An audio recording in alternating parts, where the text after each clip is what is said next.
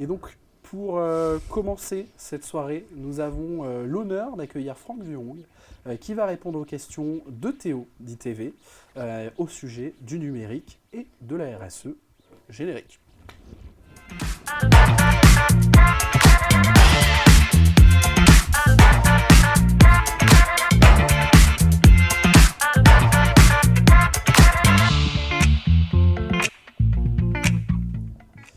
Bonjour Franck. Bonjour Damien. Bienvenue sur le plateau Merci, d'ITV. merci de m'accueillir. Pour son live The Unique Show. On est très content de t'accueillir. Et puis je crois que Théo a préparé quelque chose. On va pouvoir échanger ensemble sur le numérique, la RSE. On l'avait fait dans un podcast. Ouais. C'était super cool. N'hésitez pas à le visionner après le live. Et puis on va essayer d'approfondir un peu le sujet avec toi aujourd'hui. Ok, super. Ok, super. Bonjour Franck, comment vas-tu? Bonjour, ça va très bien, merci. Et toi Théo? Merci, ça va, super. Donc merci beaucoup en tout cas d'avoir répondu présent pour notre événement. Pour un peu présenter pour tout le monde, donc tu es fondateur d'Epsilon, animateur de la fresque climat, mais aussi également animateur de la fresque du numérique. Tu es aussi administrateur pour Doton, ambassadeur régional du mouvement pour Impact France. Donc ça fait déjà beaucoup. Nous, ce qu'on voulait savoir, c'est que le dernier podcast que tu as fait avec Marion, donc c'était sur ITV, tu nous as parlé de ton entreprise Epsilon, qui en 2019 avait enregistré des résultats que tu as qualifiés de médiocres sur son impact en tout cas environnemental. Et nous, notre première question qu'on voulait savoir, c'était d'où venaient ces résultats, comment toi tu as pu rectifier le tir et aussi quelles sont les actions que tu as pu mettre en place. D'accord. Déjà merci Damien, merci Théo de m'accueillir. Je suis ravi de revenir sur le plateau de ITV après ce podcast avec Marion où effectivement j'avais dit d'ailleurs que je reviendrai avec plaisir et c'est le cas.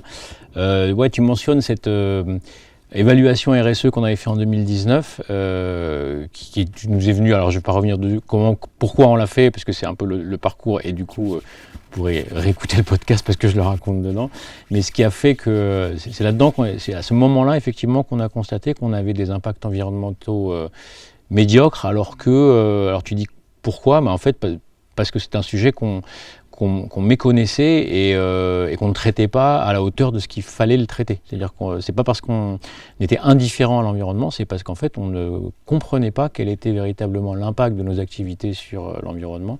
On a pris conscience de ces impacts-là et après on a pu commencer à agir. Alors l'action, elle a commencé déjà par de la sensibilisation, s'éduquer. Alors, tu as mentionné un certain nombre d'ateliers, la fresque du climat, Doton, la fresque du numérique, qu'on a d'abord fait en tant que participant pour l'ensemble de l'entreprise et qui a permis à tout le monde de comprendre justement la nature de nos impacts. Et puis, une fois qu'on a eu connaissance de ça, on a pu mettre en place des actions. On a fait notre bilan carbone, on a fait un plan de réduction des émissions, que ce soit par les transports, par le transport de nos salariés et le trajet domicile-travail, pour sensibiliser tout le monde dans le cadre de l'alimentation quotidienne aussi, des impacts sur les émissions carbone. Et puis surtout, on a travaillé l'impact environnemental du numérique et des productions numériques. Donc on s'est formé à l'éco-conception, à concevoir et à développer les logiciels de sorte qu'ils soient d'une part plus économes en énergie et moins consommateurs et qui permettent de prolonger la durée de vie des équipements parce que justement un des problèmes du numérique c'est le renouvellement permanent des équipements, c'est l'obsolescence technique, c'est l'obsolescence qui parfois même est programmée, qui fait qu'on rachète des équipements, ce qui consomme énormément en fait, qui a énormément d'impact sur l'environnement. Donc c'est vraiment tous ces volets-là qu'on a adressés, sensibilisation et puis action à la fois sur la partie carbone, mais pas que, vraiment sur l'impact environnemental du numérique dans sa globalité. On a essayé d'adresser le sujet à 360 degrés. D'accord, super intéressant. Et justement, pour revenir un peu sur le numérique, également aussi sur le podcast, tu avais comparé le numérique à de la drogue. Tu peux nous en dire un peu plus ? Oui, parce qu'en fait, pour moi, le numérique est aujourd'hui, la place qu'a pris le numérique dans nos vies est énorme et en fait, elle répond aux mêmes mécaniques que les drogues. C'est-à-dire que c'est une vraie addiction qu'on a. d'une part, et alors on pourrait dire c'est un peu une métaphore, mais c'est pas qu'une métaphore. C'est-à-dire qu'en fait, c'est une addiction qui repose dans nos usages sur les mêmes mécanismes que les drogues et que les mécanismes neurologiques. Le numérique aujourd'hui, il y a toute une théorie sur ce qu'on appelle l'économie de l'attention, c'est-à-dire le fait de te maintenir dans les apps, sur les réseaux, par du contenu, et par des on va dire des trucs qui te font rester. Et ces trucs, c'est les likes, c'est savoir, c'est les réactions, c'est savoir comment les gens réagissent à ce que tu postes. Et tout d'un coup, en fait, ce truc-là provoque, en termes de réaction neurologique, des pics de dopamine qui te renvoient, en fait, qui alimentent le circuit de la récompense et qui te font rester sur ces applications-là. Et au final, aujourd'hui, on se rend compte que c'est... moi, je trouve qu'un des trucs dont on se rend compte le plus, et dans plein de cadres sociaux, on le voit, quand on se rend compte que, par exemple, dans une soirée entre amis ou en famille, il y a toujours un moment, mais c'est absolument inévitable, et je suis le premier, hein, on se retrouve tous à un moment à notre téléphone, parce qu'on est tous curieux de savoir si le truc qu'on a posté tout à l'heure, ou comment quelqu'un a réagi, etc. Ça, c'est ça, en fait, c'est ce shoot-là qu'on va chercher. Et ce shoot-là, c'est de la drogue, en fait. Donc c'est pour ça que il y avait déjà cette métaphore, en tout cas cette analogie sur le mécanisme d'addiction.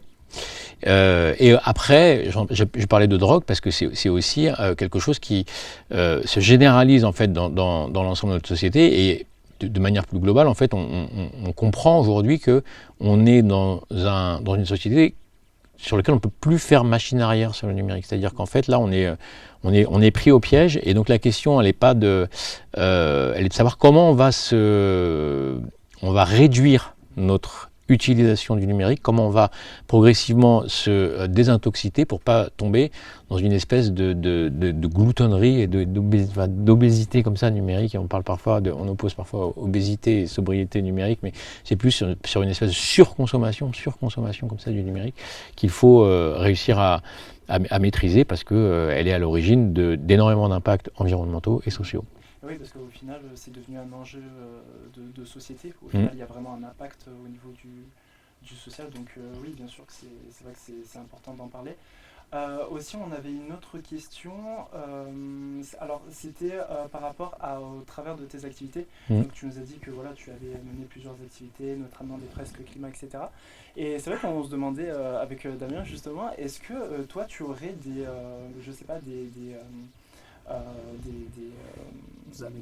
anecdotes, oui, voilà, des anecdotes sur... Je suppose que quand tu fais tes animations, y a forcément quelque chose qui va taper à l'œil du côté des participants, quelque chose qui peut-être un recul, une prise de conscience qui est plus grande, une des infos. Alors, je suppose que tu as des chiffres comme ça qui vont être marquants, ou peut-être pas des faits, quoi. C'est-à-dire que quand j'y vais, quelle est la partie où la personne qui participe à cette activité-là se dit « Waouh, ok, j'ai une grosse prise de conscience, quoi ».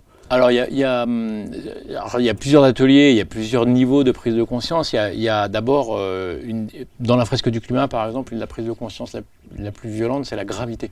C'est-à-dire qu'en fait, elle ne fait pas du tout l'économie de la gravité des impacts. C'est-à-dire qu'on se rend compte qu'on est 100% responsable, et on se rend compte que la conséquence, elle est absolument, elle n'est pas théorique, elle est absolument dramatique, et puis elle est déjà là, parmi nous, beaucoup plus fort, beaucoup plus intense, peut-être dans d'autres régions du monde que ce qu'on peut subir. Enfin, c'est pas peut-être, c'est de manière certaine, mais même chez nous, et qu'en fait, elle est totalement globalisée.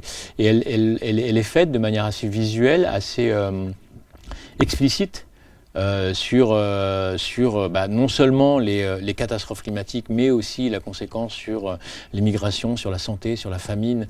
Donc en fait, on est absolument choqué, et il y a vraiment ce choc qu'on prend. Après, en termes d'impact, souvent, les impacts forts, c'est les ordres de grandeur qu'on peut partager. C'est-à-dire se rendre compte de l'impact, par exemple, de l'alimentation carnée, voilà, que par exemple, un repas, un steak, un repas à base de bœuf émet 14 fois plus qu'un repas végétarien, et que même la viande de bœuf émet de base 6 fois plus, en tout cas au kilogramme, que n'importe quelle autre viande. Ça, c'est des ordres de grandeur qu'on n'a pas, par exemple. Donc on se rend compte de ça, on se rend compte de l'impact de l'avion, évidemment, on se rend compte de l'impact de la voiture individuelle, mais avec des chiffres qui montrent l'ampleur du phénomène. Et souvent, dans la prise de conscience à l'inverse, on a des participants qui peuvent être un peu dans le déni, c'est-à-dire qui qui peuvent espérer que éteindre la lumière le soir, trier ses mails, va suffire. Et suffit en fait. C'est-à-dire en fait, et ce qui est subtil à ce moment-là, c'est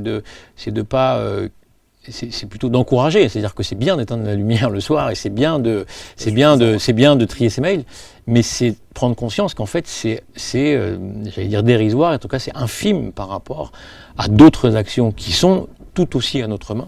Et ça, c'est parfois on a du mal ça aussi c'est une prise de conscience qui est choquante parce que on se rend compte que la plupart des participants aimeraient se dire que les pratiques vertueuses qu'ils ou elles peuvent avoir sont suffisantes, alors qu'on se rend compte qu'en fait il y a d'autres pratiques qui sont à leur portée, qui vont peut-être déranger un tout petit peu plus leur confort, mais qui auraient, mais au bas mot, et c'est pas c'est pas un chiffre en l'air, mais qui aurait parfois 10, parfois 100 fois plus d'impact. Mais, et donc ça fait partie aussi des chocs que les participants prennent lors de ces ateliers. Parce qu'effectivement, c'est bien de faire, mais parfois c'est pas assez. C'est pas assez parce que aussi beaucoup de personnes n'ont pas l'info aussi de se dire mon repas finalement aujourd'hui pollue. Quand on a un repas, on se dit je le mange et puis je m'arrête là quoi. Maintenant, c'est de faire le processus de se dire la viande que j'ai là, est-ce qu'elle a été exportée, comment elle est venue. Il y a ce processus-là, il y a aussi le fait de penser que, en fait, c'est de s'exclure du problème, de se dire c'est un peu les autres. Et souvent, c'est alors, les Chinois en 1, les Américains en 2, mais c'est vraiment ça qui arrive. Moi, je me souviens d'un atelier où il y a une participante à la fin qui voulait absolument, quel que soit l'ordre de grandeur que je présentais, elle arrivait toujours à le ramener sur le fait que, à la fin, elle faisait une démonstration qui était assez approximative, c'est-à-dire donc c'est bien la preuve que c'est les Chinois qui sont responsables. Et en fait, c'est pas que les Chinois sont pas responsables ou le sont plus ou le sont moins, c'est de se dire en fait on est tous responsables et on doit tous agir, et pour pouvoir agir, on doit tous avoir conscience des niveaux d'impact qu'on a, des ordres de grandeur. Et ça, c'est regarder en face quelque chose qui est assez dérangeant, parce que c'est plus difficile de et de se dire soit les autres, soit moi, ma part ne change rien tant que le gouvernement ne change pas, tant que les entreprises ne changeront pas, ce qui est à la fois vrai, mais qui n'est pas une raison de ne pas agir.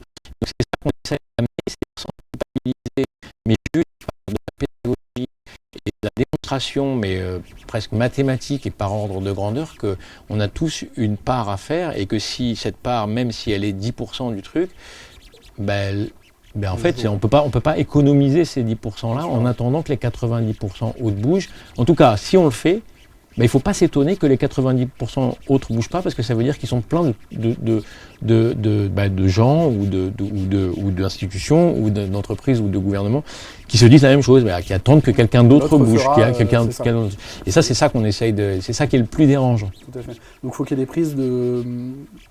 On va dire qu'il faut que chacun comprenne son intérêt et l'impact qu'il a aujourd'hui pour que collectivement on arrive à faire quelque chose. Il ne faut pas attendre que les autres le fassent pour nous et te dire tant qu'eux ne le font pas, je ne le ferai pas, parce que sinon on n'arrivera pas à faire avancer. Ouais, c'est ça. Mais après, le truc, c'est que moi c'est compliqué. Hein. Souvent aussi, c'est que des ateliers, vous savez, ça dure 3 heures. On ne va pas changer radicalement la mentalité de quelqu'un en 3 heures.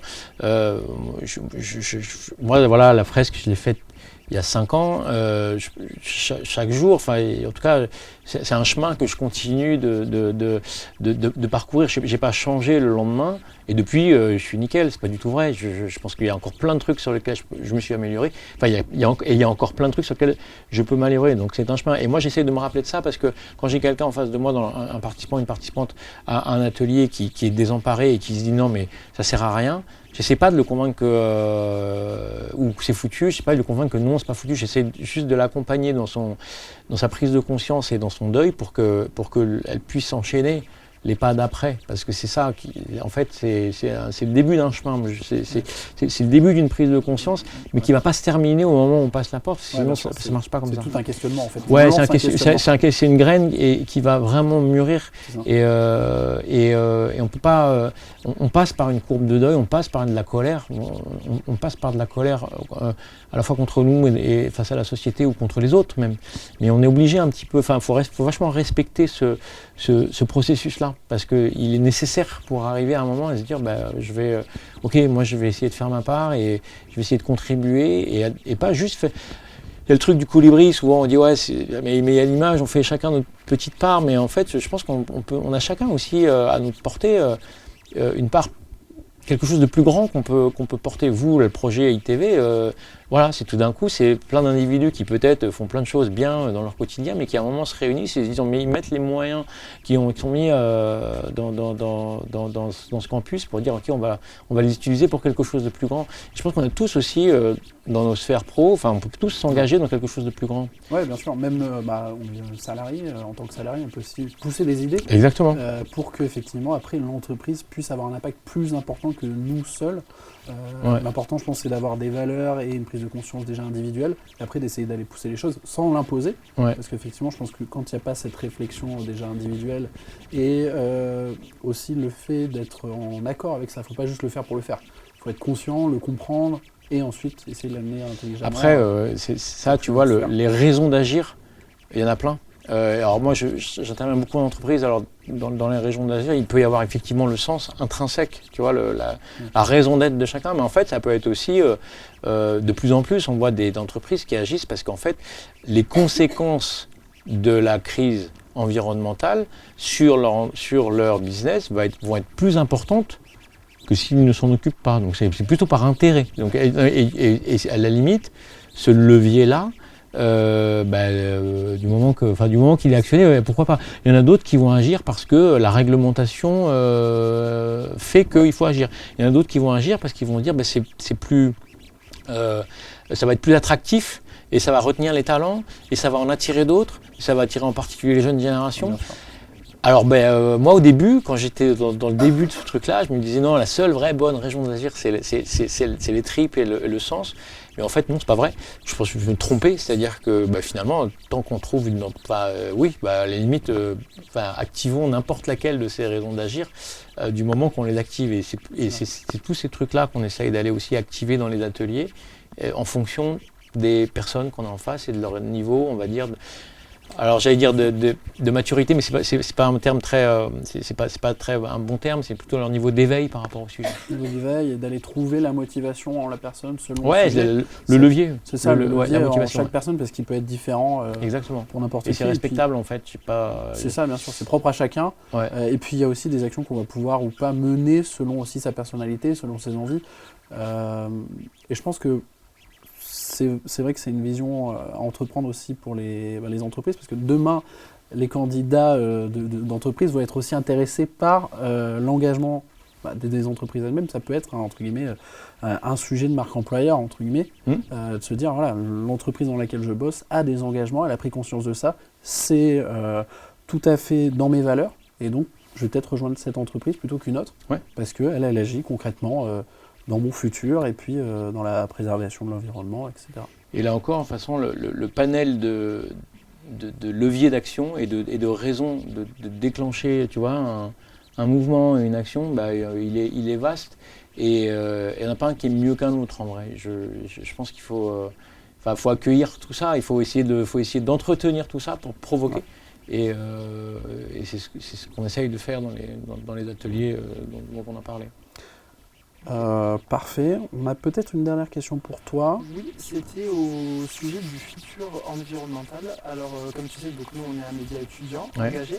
Et c'est vrai qu'on a constaté qu'il y avait diverses opinions par rapport à notre avenir futur environnemental. Il y en a qui sont alarmistes concernant la situation. Il y en a qui sont plutôt sceptiques, d'autres qui n'ont pas vraiment d'opinion. Comment toi tu vois la chose au niveau du futur dans une vingtaine, une trentaine d'années? En fait, sur cette question-là, moi j'ai pas mal évolué sur cette question-là et je ne la pose pas comme ça. Je ne suis pas sûr qu'il faille se dire il faut être optimiste, pessimiste. En vrai, plus on ouvre les yeux, plus on est conscient qu'on est déjà dans un monde avec un nombre de travers, avec un nombre de travers extrêmement important et en même temps avec un nombre de progrès qui est extrêmement important. Je veux dire, le progrès, la richesse, la santé, le bien-être a pu évoluer dans plein d'endroits de la société, en particulier la société occidentale, mais pas que. Et en même temps, il vient avec un lot de contreparties négatives socialement et environnementales qui ne font que grossir. Et toutes ces catastrophes, et toutes ces contreparties, elles existent déjà. C'est pas, on est au point de bascule d'un truc qui va peut-être être l'apocalypse ou tu vois, le nirvana. Enfin, c'est pas vrai. On est déjà dans quelque chose de beaucoup plus ambigu, de beaucoup plus ambivalent. Et cette chose ambiguë et ambivalente, elle va juste continuer d'évoluer. Donc moi, j'aime pas en fait l'idée que il faille croire à quelque chose, un futur positif, ou il faille craindre quelque chose de négatif. En fait, il faut être objectif sur ce qui se passe, où il y a des choses vraiment, enfin voilà, la vie est merveilleuse, et en même temps, ce qu'on en fait et en vrai, quand on le regarde, hyper déprimant. Donc en fait, ça existe déjà. C'est pas dans 20 ans, c'est déjà aujourd'hui. Alors si on n'en fait rien et qu'on reste assis spectateur de ça, ce qu'il est probable, c'est que tout ça soit pire. C'est Don't Look Up. Je sais pas si vous voulez, voilà, la fable de ce qu'il y avait sur Netflix, quoi. À la fin de Don't Look Up, il y a quand même ce personnage là du fils de. Enfin, c'est vraiment la fin du générique, quoi. Il n'y a plus personne sur Terre sauf un mec qui a réussi à survivre, qui est le fils de la présidente, et il ouvre son téléphone et il se snap en disant je suis le dernier homme sur Terre, liké, quoi. Ouais. Et en fait, c'est ça, c'est ce truc de dire, en fait, bah oui, ce truc va continuer, mais jusqu'à quand on veut qu'il continue. C'est pas le pire nous attend ou un avenir radieux. C'est une situation à laquelle il faut remédier et remédier le plus vite possible. Donc, j'ai pas envie de me poser la question d'un futur où il y aurait un point de bifurcation irréversible. C'est pas vrai, j'y crois pas. On a toujours la possibilité, chacun à notre échelle, de faire mieux, d'améliorer et de contribuer à quelque chose de mieux ou de ne pas y contribuer. Et le reste ne nous appartient pas, en vrai. C'est quand même le reste, en fait, le rayon d'action que tu as toi en tant qu'individu, il va pas beaucoup plus loin que ça. Donc déjà, fais ça sans imaginer un espèce de truc un peu macro sur lequel tu aurais soi-disant peut-être de l'impact. Moi, j'y crois pas. J'ai pas d'impact. Je vais pas changer. J'ai pas la clé pour changer le monde dans un truc super ou pas bien. Et personne ne l'a, en vrai. Donc j'aborde pas le sujet de cette façon-là. Okay. Et justement, peut-être une dernière question. Je pense que niveau timing, on va être un peu serré, mais niveau question, on va justement pouvoir poser des questions au chat. On va peut-être pas te les poser à toi, ceci dit, tu pourras y répondre. Ouais. Et donc, on va lancer le petit jingle, vous allez le voir en ligne, pour les questions chat. Et puis, je vous explique le process juste après le jingle.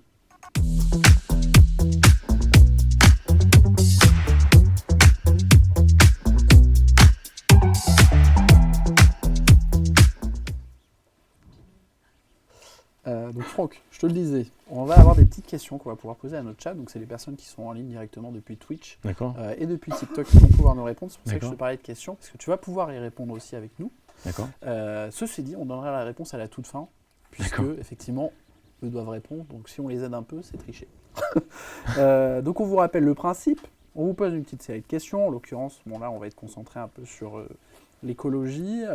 Les plus rapides. Le premier remportera 3 points, le deuxième 2 points et le troisième 1 point. À savoir que donc, pour participer, c'est exclusivement sur Twitch, même si les amis de TikTok, on ne vous en veut pas, vous pouvez quand même jouer. Ceci dit, vous ne pourrez pas remporter le lot. Donc si vous voulez remporter le lot, c'est sur Twitch. Je réexplique encore une fois, il faudra bien entendu votre adresse Innov à la fin, une fois qu'on aura le classement, pour savoir qui le remporte. Et donc, vous avez l'occasion de remporter 50 € chez Nature et Découverte.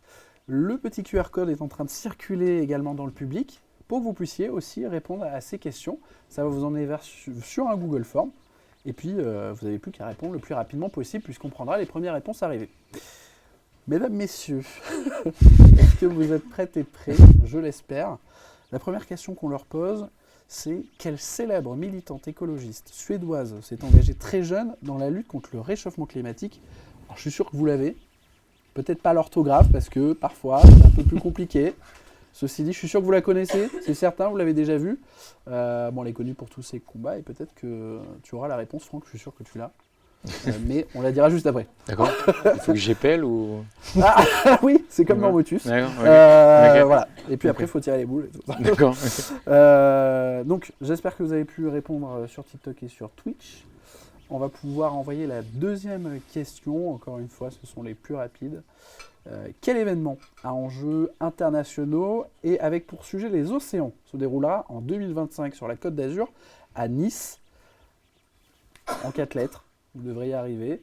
C'est pareil, c'est dans le chat, vous pouvez y répondre. Et puis, sur le formulaire pour notre public qui est là, qui peut jouer. Allez, on se tente la troisième question et puis après, on va y répondre tous ensemble. Le pourcentage de l'empreinte carbone nationale représenté par le numérique. C'est l'ARCOP qui nous donne cette statistique.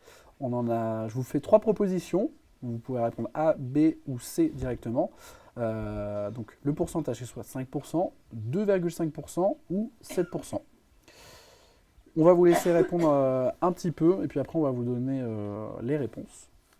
Je vais laisser un petit peu le chat. En tout cas, j'espère que ça se passe bien chez vous, qu'on n'a pas de problématique technique. N'hésitez pas à nous poser vos questions aussi si vous avez des questions sur Franck, juste avant la fin de cette séquence-là. Je pense que tout le monde a pu jouer, j'espère, dans le public. Je vois qu'il y en a qui sont un peu des sourires un peu compliqués là. Je vois.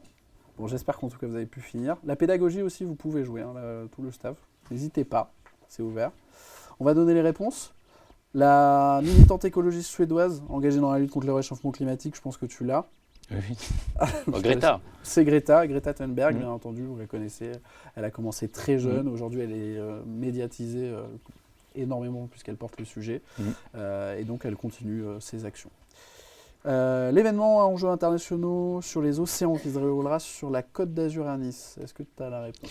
J'ai plus l'acronyme en fait. Enfin, c'est la conférence sur les océans. C'est ça. C'est la conférence des Nations Unies sur l'océan, résumée en UNOC. D'accord. Voilà. Qui aura lieu en juin 2025 et ça se passera à Nice. Il y a d'ailleurs un palais des congrès qui va être inauguré à cette occasion-là. Et donc ça sera l'opportunité tout simplement pour les Nations Unies d'aller proposer ce sujet et puis que chaque pays puisse s'investir.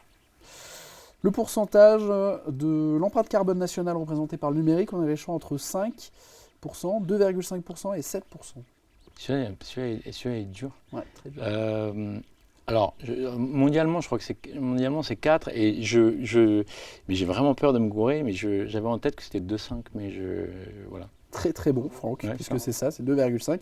Et donc, ceci dit, ça peut paraître peu. Tu sais que en fait, depuis tout à l'heure, tu sais que je stresse. Hein. Je te jure. Eh ben c'est bon, t'es soulagé puisque tu as eu 3 sur 3. Ouais, donc si tu avais été dans le chat, t'aurais gagné. Ouais, du coup, 50 €. Été rapide, bah, c'est ça. D'accord, merci. Bon, bah, trop tard, ils ont déjà répondu. Ouais, c'est ça. Okay. Et donc, petite note, c'est que les émissions de gaz à effet de serre du numérique pourraient augmenter jusqu'à 60% d'ici 2040, parce qu'aujourd'hui, 2,5, on peut se dire que c'est pas grand-chose au national. Ceci dit, on n'est pas obligé de regarder que jusqu'à demain. On regarde aussi lointain, on regarde jusqu'à 2040, et donc ça pourrait représenter jusqu'à plus de 60% si rien n'est fait, selon le pré-rapport de mission d'information sur l'empreinte environnementale du numérique réalisé par le Sénat. C'est la fin de ces questions. Bon, j'espère que vous avez pu répondre dans le chat, vous avez pu prendre des points. En tout cas, un grand merci Franck pour ta venue. Merci à vous. Merci Théo pour ces questions, c'était top. Et puis je vous propose qu'on passe à la prochaine séquence. Donc merci beaucoup et puis de toute façon on te retrouve dans le public tout à l'heure Franck. Oui. Et puis merci à la prochaine. Jingle. Merci.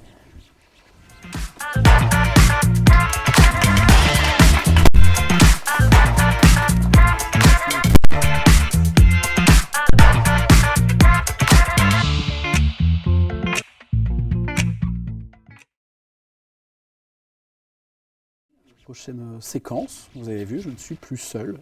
Je suis avec Léa Baudry de l'association L'Arche des Lapichoux, qui va nous parler de protection animale. Je vais laisser peut-être Marion nous en parler un peu plus. Exactement. Alors, je ne vais pas parler beaucoup pour le coup, c'est surtout toi qui vas nous présenter l'association. Donc, effectivement, tu es Léa. Tu n'es pas venue toute seule. On tient juste à le préciser. Tu es venue accompagnée de Céline, qui fait aussi partie de l'association. Merci beaucoup pour ta venue. Tu es dans le public. Donc, on te salue. Écoute, on rentre directement dans le vif du sujet. Est-ce que tu peux nous parler de l'association, la présenter et nous expliquer comment elle est née? J'ai eu l'anecdote en off, mais on veut tout entendre. Donc on est une toute petite asso, en fait on aura 2 ans dans peu de temps.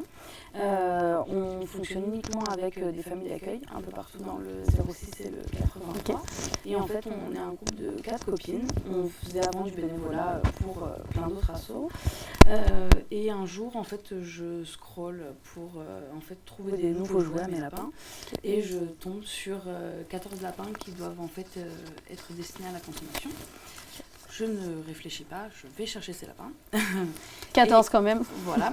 Voilà, on n'est pas sur un petit sauvetage. Voilà, c'est clair. Et j'appelle ensuite, du coup, ma copine Flo en lui disant, voilà, Flo, maintenant j'ai 14 lapins, on fait quoi? Et donc, du coup, on a décidé de créer l'association, d'avoir vraiment la nôtre et de faire du sauvetage de lapins. Et on continue à faire un peu de bénévolat dans d'autres assos, mais on a créé la nôtre. Ok. Aujourd'hui, l'association compte combien de bénévoles? Comment est-ce que vous êtes organisés? On est à peu près une vingtaine de bénévoles. On est une petite asso et le bénévolat, c'est le principe du bénévolat. Hein. Chacun fait comme il peut. Donc, il y a des personnes qui sont bénévoles en étant famille d'accueil, il y a des personnes qui font des covoiturages, il y a des personnes qui font des entretiens téléphoniques. Okay. On se partage un petit peu les tâches. Ok, donc c'est une association, tu nous disais, qui a 2 ans, qui va avoir 2 ans ça, très bientôt. Oui. Ok, super.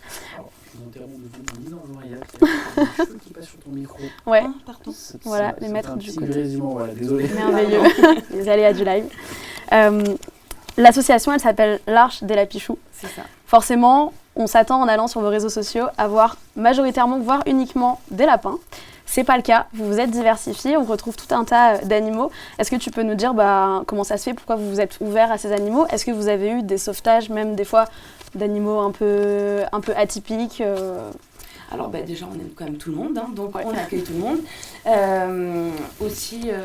Il n'y a pas suffisamment d'associations, donc on a toujours besoin d'aider et sur les chats et sur les chiens. Là, malheureusement, on va bientôt rentrer dans la période des chatons, donc il faut qu'on prête main forte, nous aussi. Puis on a nos petits coups de cœur aussi, on est fans de chats noirs, hein, donc on ne sait pas refuser les chats noirs. On a chacune un peu nos races de chiens coup de cœur et quand il y a une histoire, on est forcément sensibilisé et du coup c'est des sauvetages qu'on fait aussi, quoi. Ok, pour l'anecdote tout à l'heure, tu nous racontais que l'Arche des Lapichoux a donné du coup un nom à chaque lapin de ce premier sauvetage fini en chou. C'est ça. Est-ce que tu peux nous citer quelques noms? On a du coup Lapichou, qui est le premier lapin qu'on a fait adopter, Kikichou, Papachou, Bibichou, Est-ce que tu vas nous faire les 14? Tu les as tous en tête? Il y en a, voilà, c'est tous en chou et un peu ridicule mais très mignon. Ouais, mais c'est clair. Et pour les reconnaître, surtout, c'est surtout ça. Vous êtes une association, donc alors. Pour ma part, donc j'ai un chat, je suis passée par une association aussi pour adopter. Je suis un petit peu familière avec le processus d'adoption, mais est-ce que tu peux nous parler de votre fonctionnement et concrètement comment on fait si on a envie d'adopter un animal auprès de l'Arche des Lapichoux? Alors le processus classique, c'est les personnes qui nous contactent, soit via nos réseaux sociaux, soit qui nous appellent.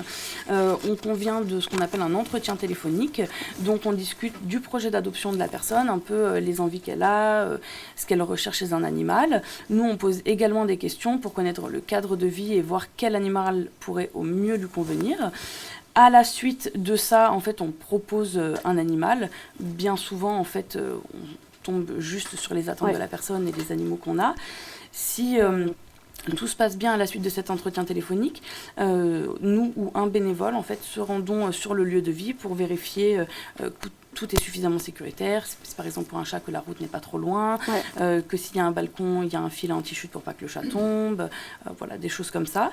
Si la prévisite se passe bien, les gens peuvent ensuite rencontrer l'animal, Bien souvent, le coup de cœur est au rendez-vous. Ouais. Ensuite, on fait signer ce qu'on appelle un certificat d'engagement. Il y a 7 jours de réflexion où la personne commence à se préparer à l'arrivée de l'animal chez elle, achète les choses, se projette, etc.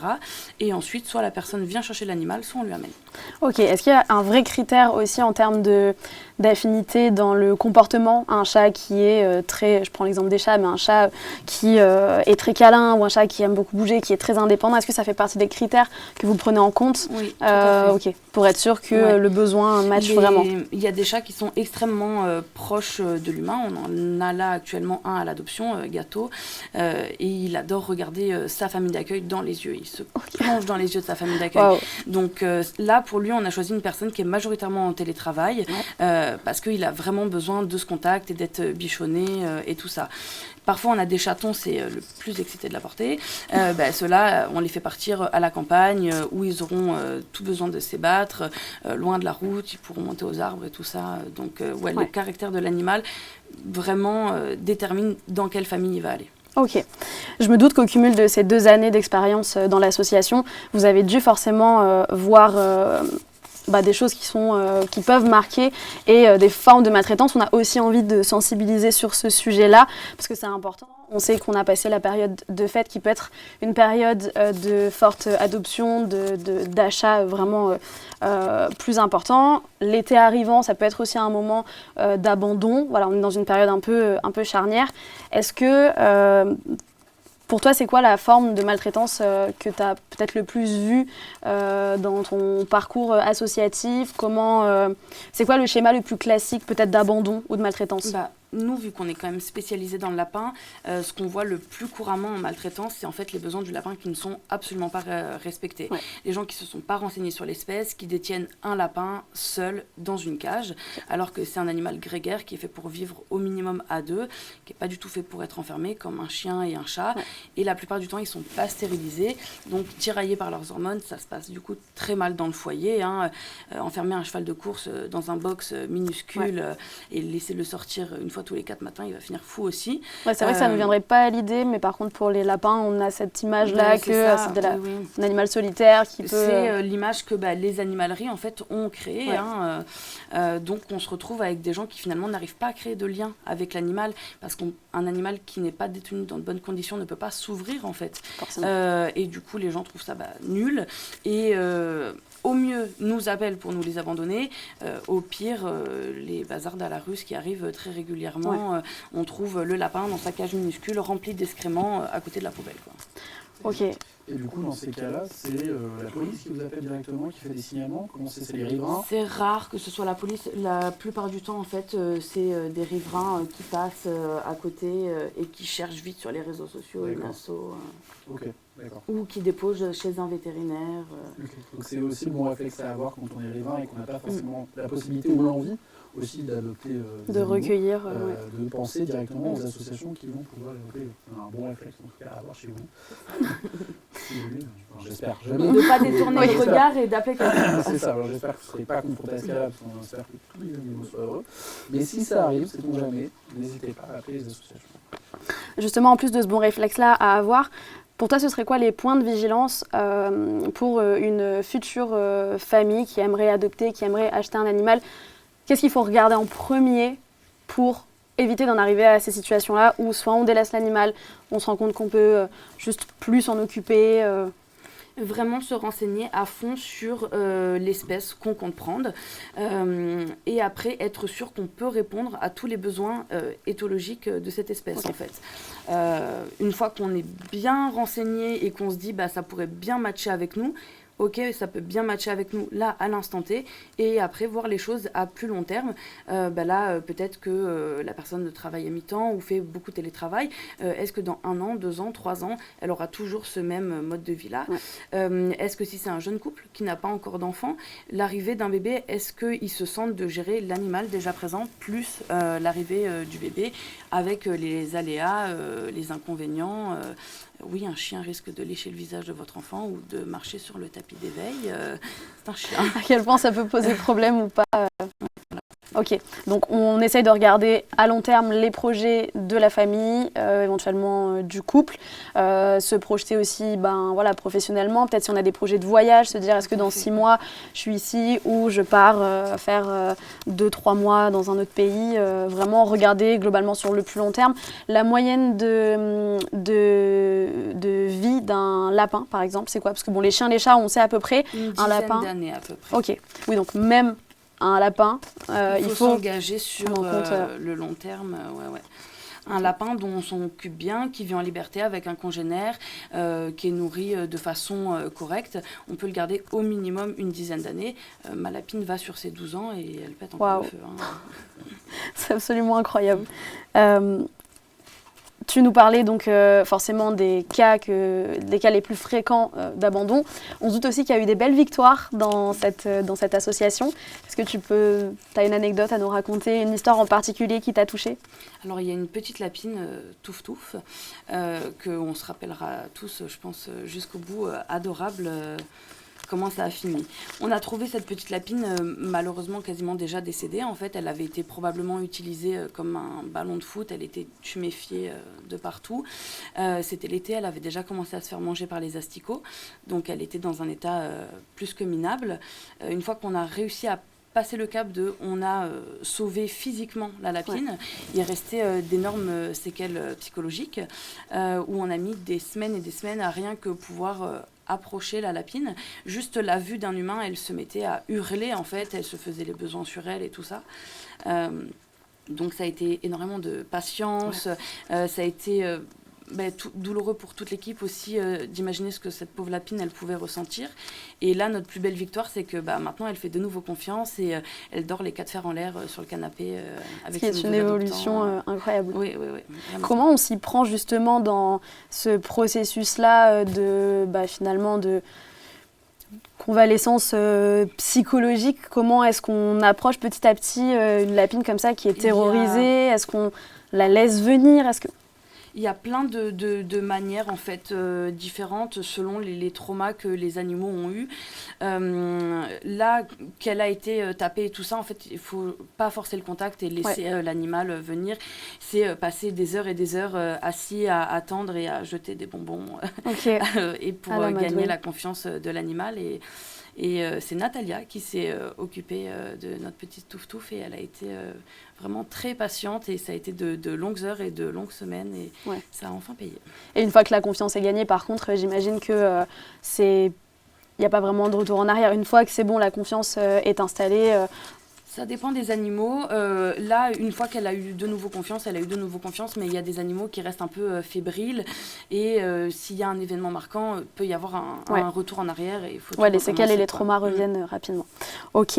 Donc finalement, on comprend que vous avez quand même fait pas mal de choses, pas mal de sauvetage. Est-ce que tu saurais estimer à peu près le nombre d'animaux aujourd'hui que vous avez réussi à sauver ou à placer?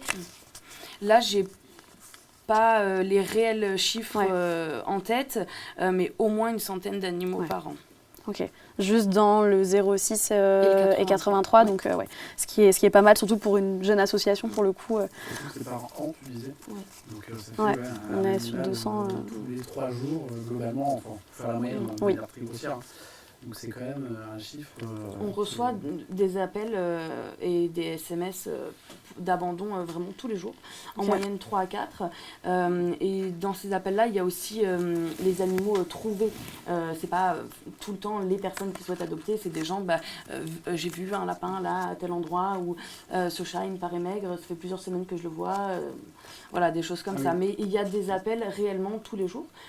Malheureusement, on ne peut pas prendre tout le monde en charge. Par contre, on essaye d'offrir une solution à tout le monde, de donner des contacts d'autres associations, pas laisser les personnes dans la nature, vraiment conseiller. Parfois, on récupère l'animal, même si ce n'est pas notre association, mais simplement aider à l'amener à une autre association ou dans un refuge ou quoi que ce soit. Donc il y a une petite entraide dans le réseau entre guillemets, de la protection animale. Ça, c'est chouette. C'est-à-dire que même si, effectivement, aujourd'hui, vous ne pouvez pas répondre aux besoins de cet animal-là, vous allez pouvoir passer le dossier à des collègues qui bosse pour une autre asso.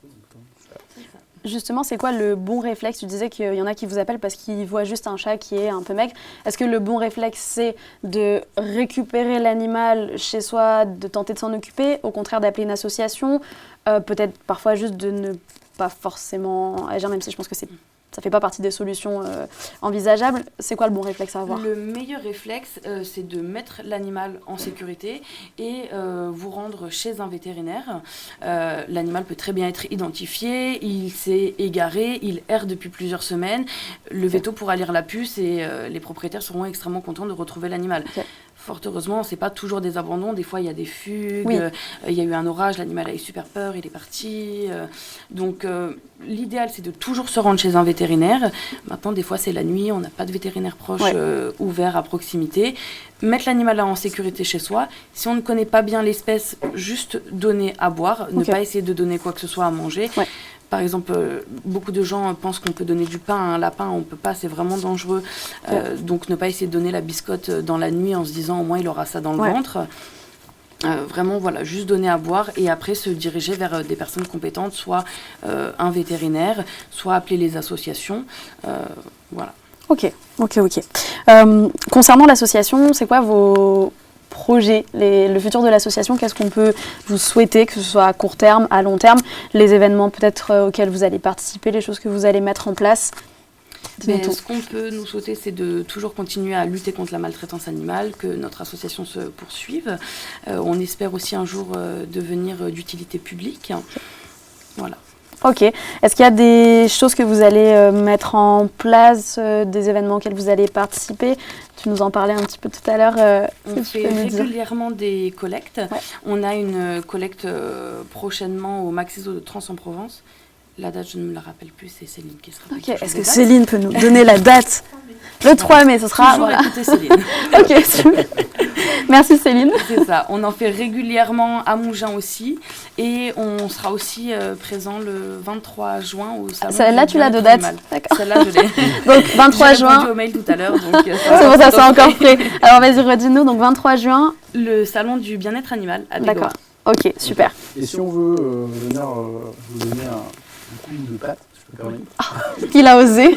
Il a osé. Allez, si on veut un peu vous aider dans ces démarches-là, c'est possible aussi de prendre contact avec vous, de dire on va se déplacer avec vous sur le salon, là en l'occurrence, tu évoques des dates. C'est possible pour les personnes qui nous regardent de prendre contact et de dire bah voilà, moi j'aurais bien vous aider. Tout à fait. On a souvent des événements, des collectes, des choses comme ça, et plus on est de fous et plus on rit. Donc plus il y a un roulement au niveau des bénévoles, nous c'est avec plaisir, il faut nous contacter sur les réseaux sociaux. Parfait. On organise tout ça. Oui, parce que au-delà du simple fait d'être bénévole, il y a aussi d'autres manières de vous aider, que ce soit dans le don d'objets, dans le don de nourriture, dans le don même financier. Enfin, comment on peut vous aider vraiment sur tous les aspects? De quoi vous avez besoin? Plein de manières d'aider. En fait, tout le monde peut aider à son échelle. Ça peut aller de la simple personne qui nous follow et partage nos publications. Ça donne plus de chances aux animaux d'être adoptés. Ouais. Ça peut être la personne qui souhaite ouvrir son foyer et devenir famille d'accueil pour héberger un animal le temps qu'il se fasse adopter. Une personne qui souhaite faire des dons matériels, soit des choses qu'elle a chez elle qu'elle n'utilise plus, soit elle voit sur les réseaux sociaux qu'on a tel ou tel besoin et à ce moment-là, elle va nous acheter quelque chose et nous le dépose. On a plusieurs points de collecte un petit peu partout. Ou des personnes qui souhaitent faire un don financier. Il y a le micro-don qui est de 1 euro par mois, qui est super simple. Ou alors il y a les dons ponctuels et sans engagement. Et il n'y a pas de petite somme. Même 1 ou 2 euros, c'est toujours 1 ou 2 euros. Et on en parlait aussi, mais des fois ça peut juste être de vous accompagner sur des démarches administratives. Ça peut se faire absolument partout en France pour le coup. Donc c'est quelqu'un qui aurait des notions d'administratif, de secrétariat pour vous aider à rédiger les contrats, de famille d'accueil notamment. Donc ça fait partie. C'est vrai qu'on n'y pense pas forcément, on se dit pour aider une association, c'est soit par du don, soit par le fait d'être famille d'accueil, mais non, il y a plein d'autres points sur lesquels d'aider. Le secrétariat, c'est une grosse part. dans l'associatif. À chaque déplacement d'animal, il faut faire des contrats, des choses comme ça. Maintenant, il y a le certificat d'engagement à faire signer en plus. Nous, on fournit aussi beaucoup de documentation en prévention à la simple personne à qui on parle et aux personnes qui vont adopter. Donc, on a toujours besoin de quelqu'un qui est motivé derrière son ordi et qui a envie d'envoyer 2-3 papiers ou d'établir 2-3 contrats. Et ça, la personne, elle peut être dans toute la France. Vu que tout se passe via WhatsApp, elle n'a pas besoin d'être avec nous. Ok. Il faut penser aux dons de compétences, finalement. Exactement, c'est ça. C'est vrai. Parce que parfois, c'est pas Au don de soi. financier. Absolument. Je vous propose de passer Pour ma aux partie. questions du chat. Absolument. Allez, Je si ça t'en vous prie. va, Léa, tu vas pouvoir rester avec nous, tu vas peut-être pouvoir répondre aux questions. Et donc, je vous propose de passer aux questions du chat. C'est le même concept que tout à l'heure, on a 3 questions. Et donc, je vous propose de refaire le petit générique. On ne va pas se priver non plus. Allez-y, générique.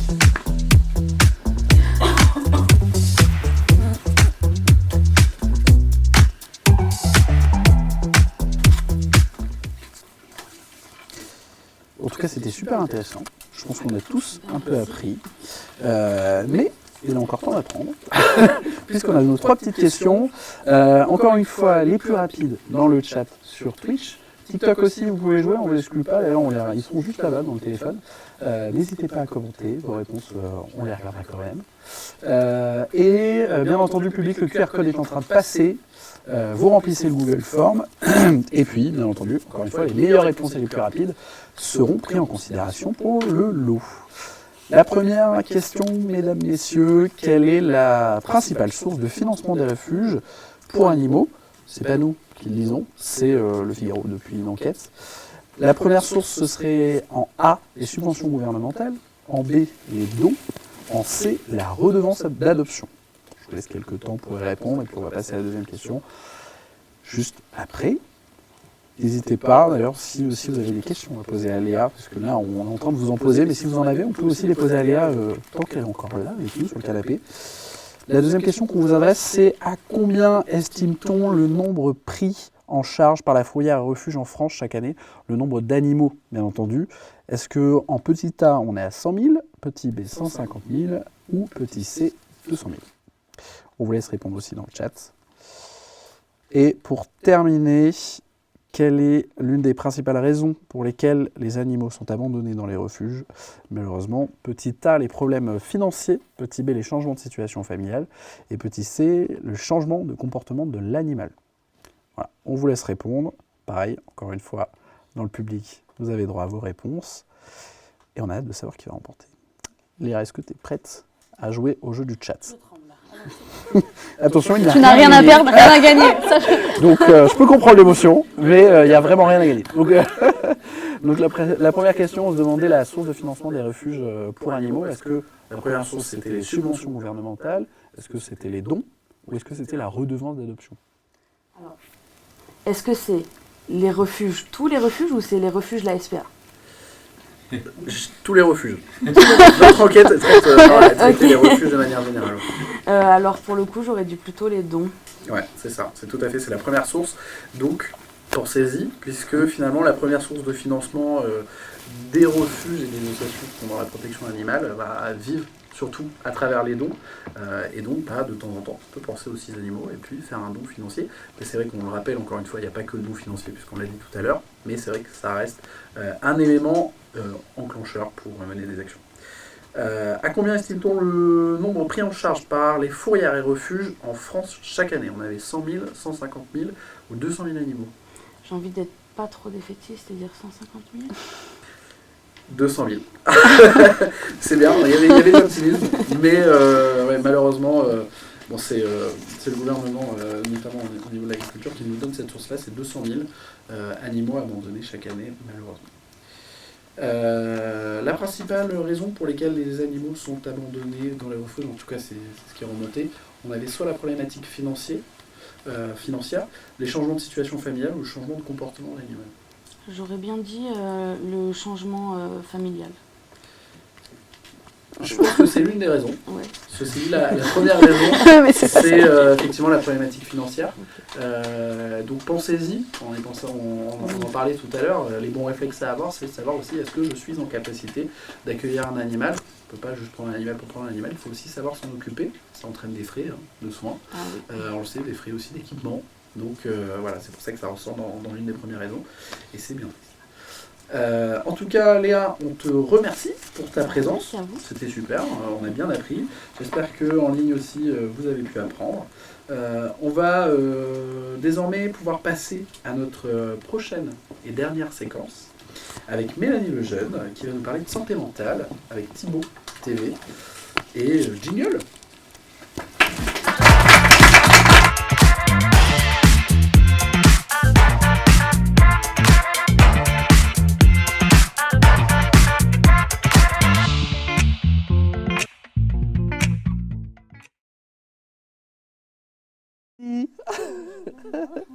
Bon, bah, on vous a croisé dans le public, vous étiez là, et je crois que Thibaut a 2-3 questions. Mais j'ai plus que ça, Damien. J'ai plus que ça. N'hésitez pas à regarder ça depuis chez vous.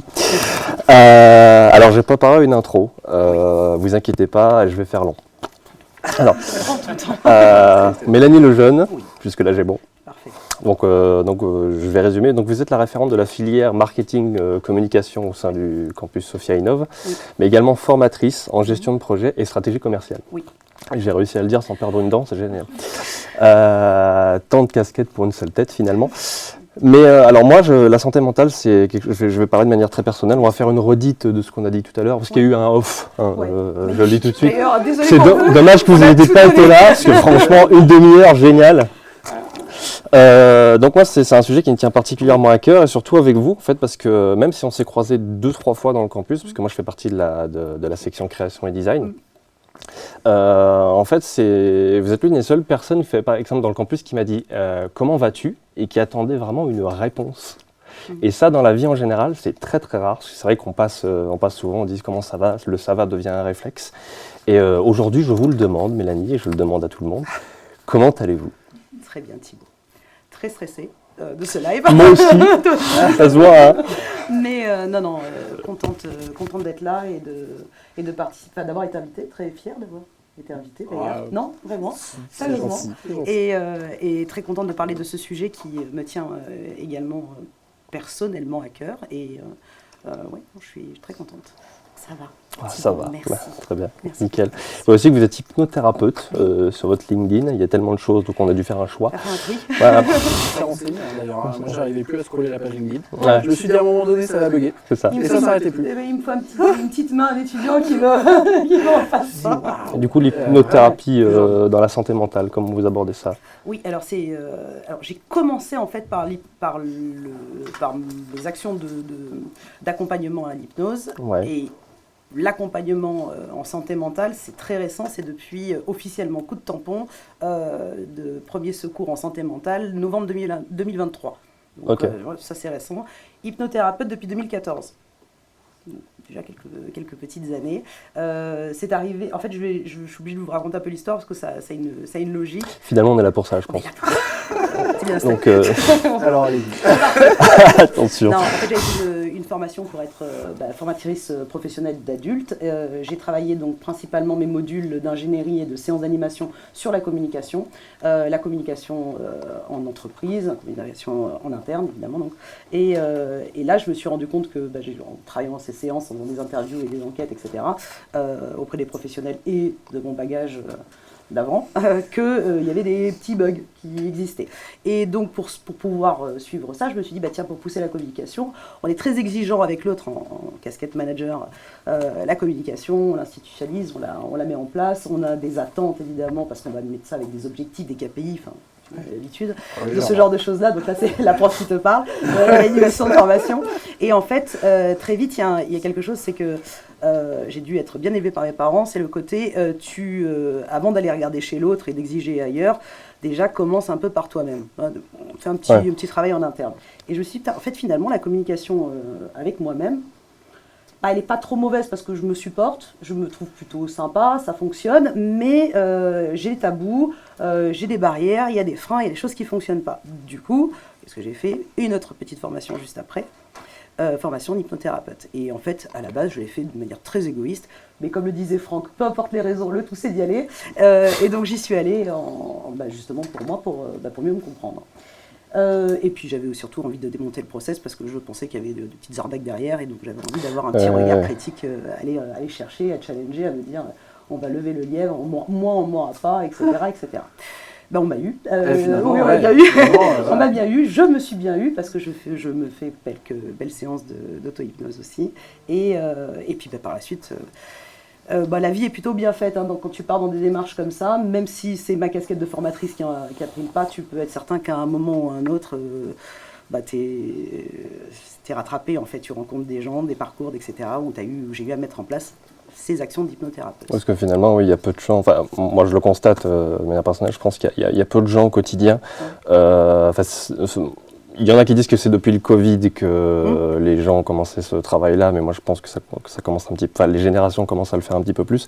C'est que essayer de se comprendre, je pense que c'est quand même notamment essentiel. Ouais. Aujourd'hui, il y a peu de personnes qui osent dire ça ne va pas. C'est pour ça que le comment ça va m'a tant marqué, parce que c'est vrai que tout à l'heure en parlant, on évoquait notamment le sujet, et je vais le dire, du suicide qui existe en entreprise, qui existe dans le milieu scolaire, qui existe aussi dans la vie. Et effectivement, il suffit de parler aux gens pour comprendre. Justement, cette question suffit des fois à dire à la personne à craquer, finalement dire non, je ne vais pas bien. Et du coup, est-ce qu'il y a finalement des tips pour essayer de prendre un petit peu soin de soi? Des petites choses. Alors, les tips, je vais te donner. Déjà, j'ai commencé par les biens parce que je les ai éprouvés et que je trouve qu'ils fonctionnent. Après, évidemment, chacun sa perception et ses méthodologies. Moi, j'ai une histoire de couleurs sur mes agendas. C'est-à-dire qu'à chaque fois que ce sont des moments de travail, il faut en mettre. Mais c'est un travail plaisir. Je le pose. Donc il fait un budget. Il y a un budget, donc tu as les couleurs en fait boulot qui sont d'ailleurs la même couleur que les obligations administratives, etc. Enfin tous les. Non, les boulots après j'aime bien. Du temps quand même. Donc tu as cette partie, si tu veux, où je le visualise. En fait je suis une visuelle moi. Donc je visualise si tu veux sur l'agenda les tranches et après j'ai la chance d'avoir fait des activités où j'ai eu à me questionner et à apprendre à me connaître, et je sais que pour remplir, il faut que je mette d'autres choses. Je ne suis pas que quelqu'un qui bosse, je suis aussi quelqu'un qui a besoin de s'épanouir. Relation avec les autres, mes amis, ma famille, fait partie de mes piliers, donc pareil, les petites couleurs, c'est en jaune, c'est le petit soleil. Tac, ça se voit, c'est positionné comme ça, c'est des petits moments de bonheur, mais ça peut être 20 minutes, on prend un café. Tu peux te retrouver en case jaune très vite, même si tu es un étudiant, parce que c'est mes moments si tu veux, c'est pas du boulot pour parler de ton mémoire, on verra ta veille l'année prochaine, mais c'est vraiment pour parler de nous, à découvrir, parce que je prends plaisir à l'interaction avec l'autre, donc c'est du jaune. Et puis, qu'est-ce que j'ai d'autre comme couleur? En général, je mets dans mon jaune aussi le sport, mais je l'ai plus trop mis là, on va pas se mentir. Récemment, j'ai pas encore ça. Et le reste, c'est vide, et ça fait du bien pour rien. C'est-à-dire juste les moments où t'es seul, en fait. C'est le moment de bien-être avec soi-même. Et donc, moi, c'est de la lecture, de la musique. Donc pour vous, il faut quand même des moments de solitude. En fait, ça peut être une indication. C'est-à-dire que si tu n'aimes pas passer des moments seuls avec toi, peut-être que tu es en fuite ou que tu remplis du vide. Tu remplis ce vide-là avec des activités, une boulimie. Il parlait de boulimie tout à l'heure, Franck. Une boulimie de travail ou ce genre de choses. Tu sais, boulimie énergétique. Mais il y a vraiment cette notion de je remplis. Pendant ce temps-là, au moins, tu pédales, tu regardes pas et tu te regardes pas. C'est en quelque sorte mettre des œillères, finalement, sur les problèmes. Tu vois les profils un peu perfectionnistes qui vont passer jusqu'à 4h du matin à bosser sur leur dossier, tu les vois, voilà, qui vont passer un temps pas possible. En attendant, au moins, quand c'est terminé, je dors, parce que t'es mort. Le lendemain matin, réveil, j'ai pas le temps de réfléchir, je m'habille, je me prépare, j'y vais. Ouais, oui, tu peux faire ça. Mais tu peux faire un peu autrement aussi. Et peut-être que d'être accompagné, et ça c'est toujours intéressant pour pas faire ça seul, parce que t'es pas tout seul, on est tous concernés.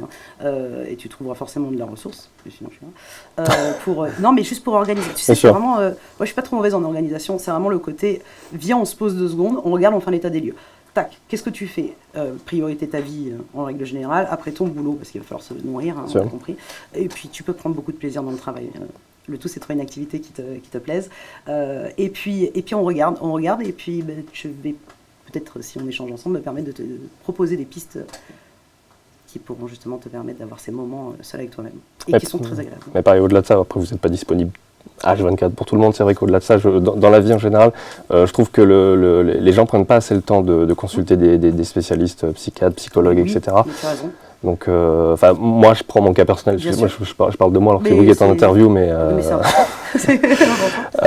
parce que moi, effectivement, comme on en parlait tout à l'heure, j'ai été diagnostiqué TDAH, HPI, un vrai, pas ceux qui disent tu es diagnostiqué HPI, bref, voilà.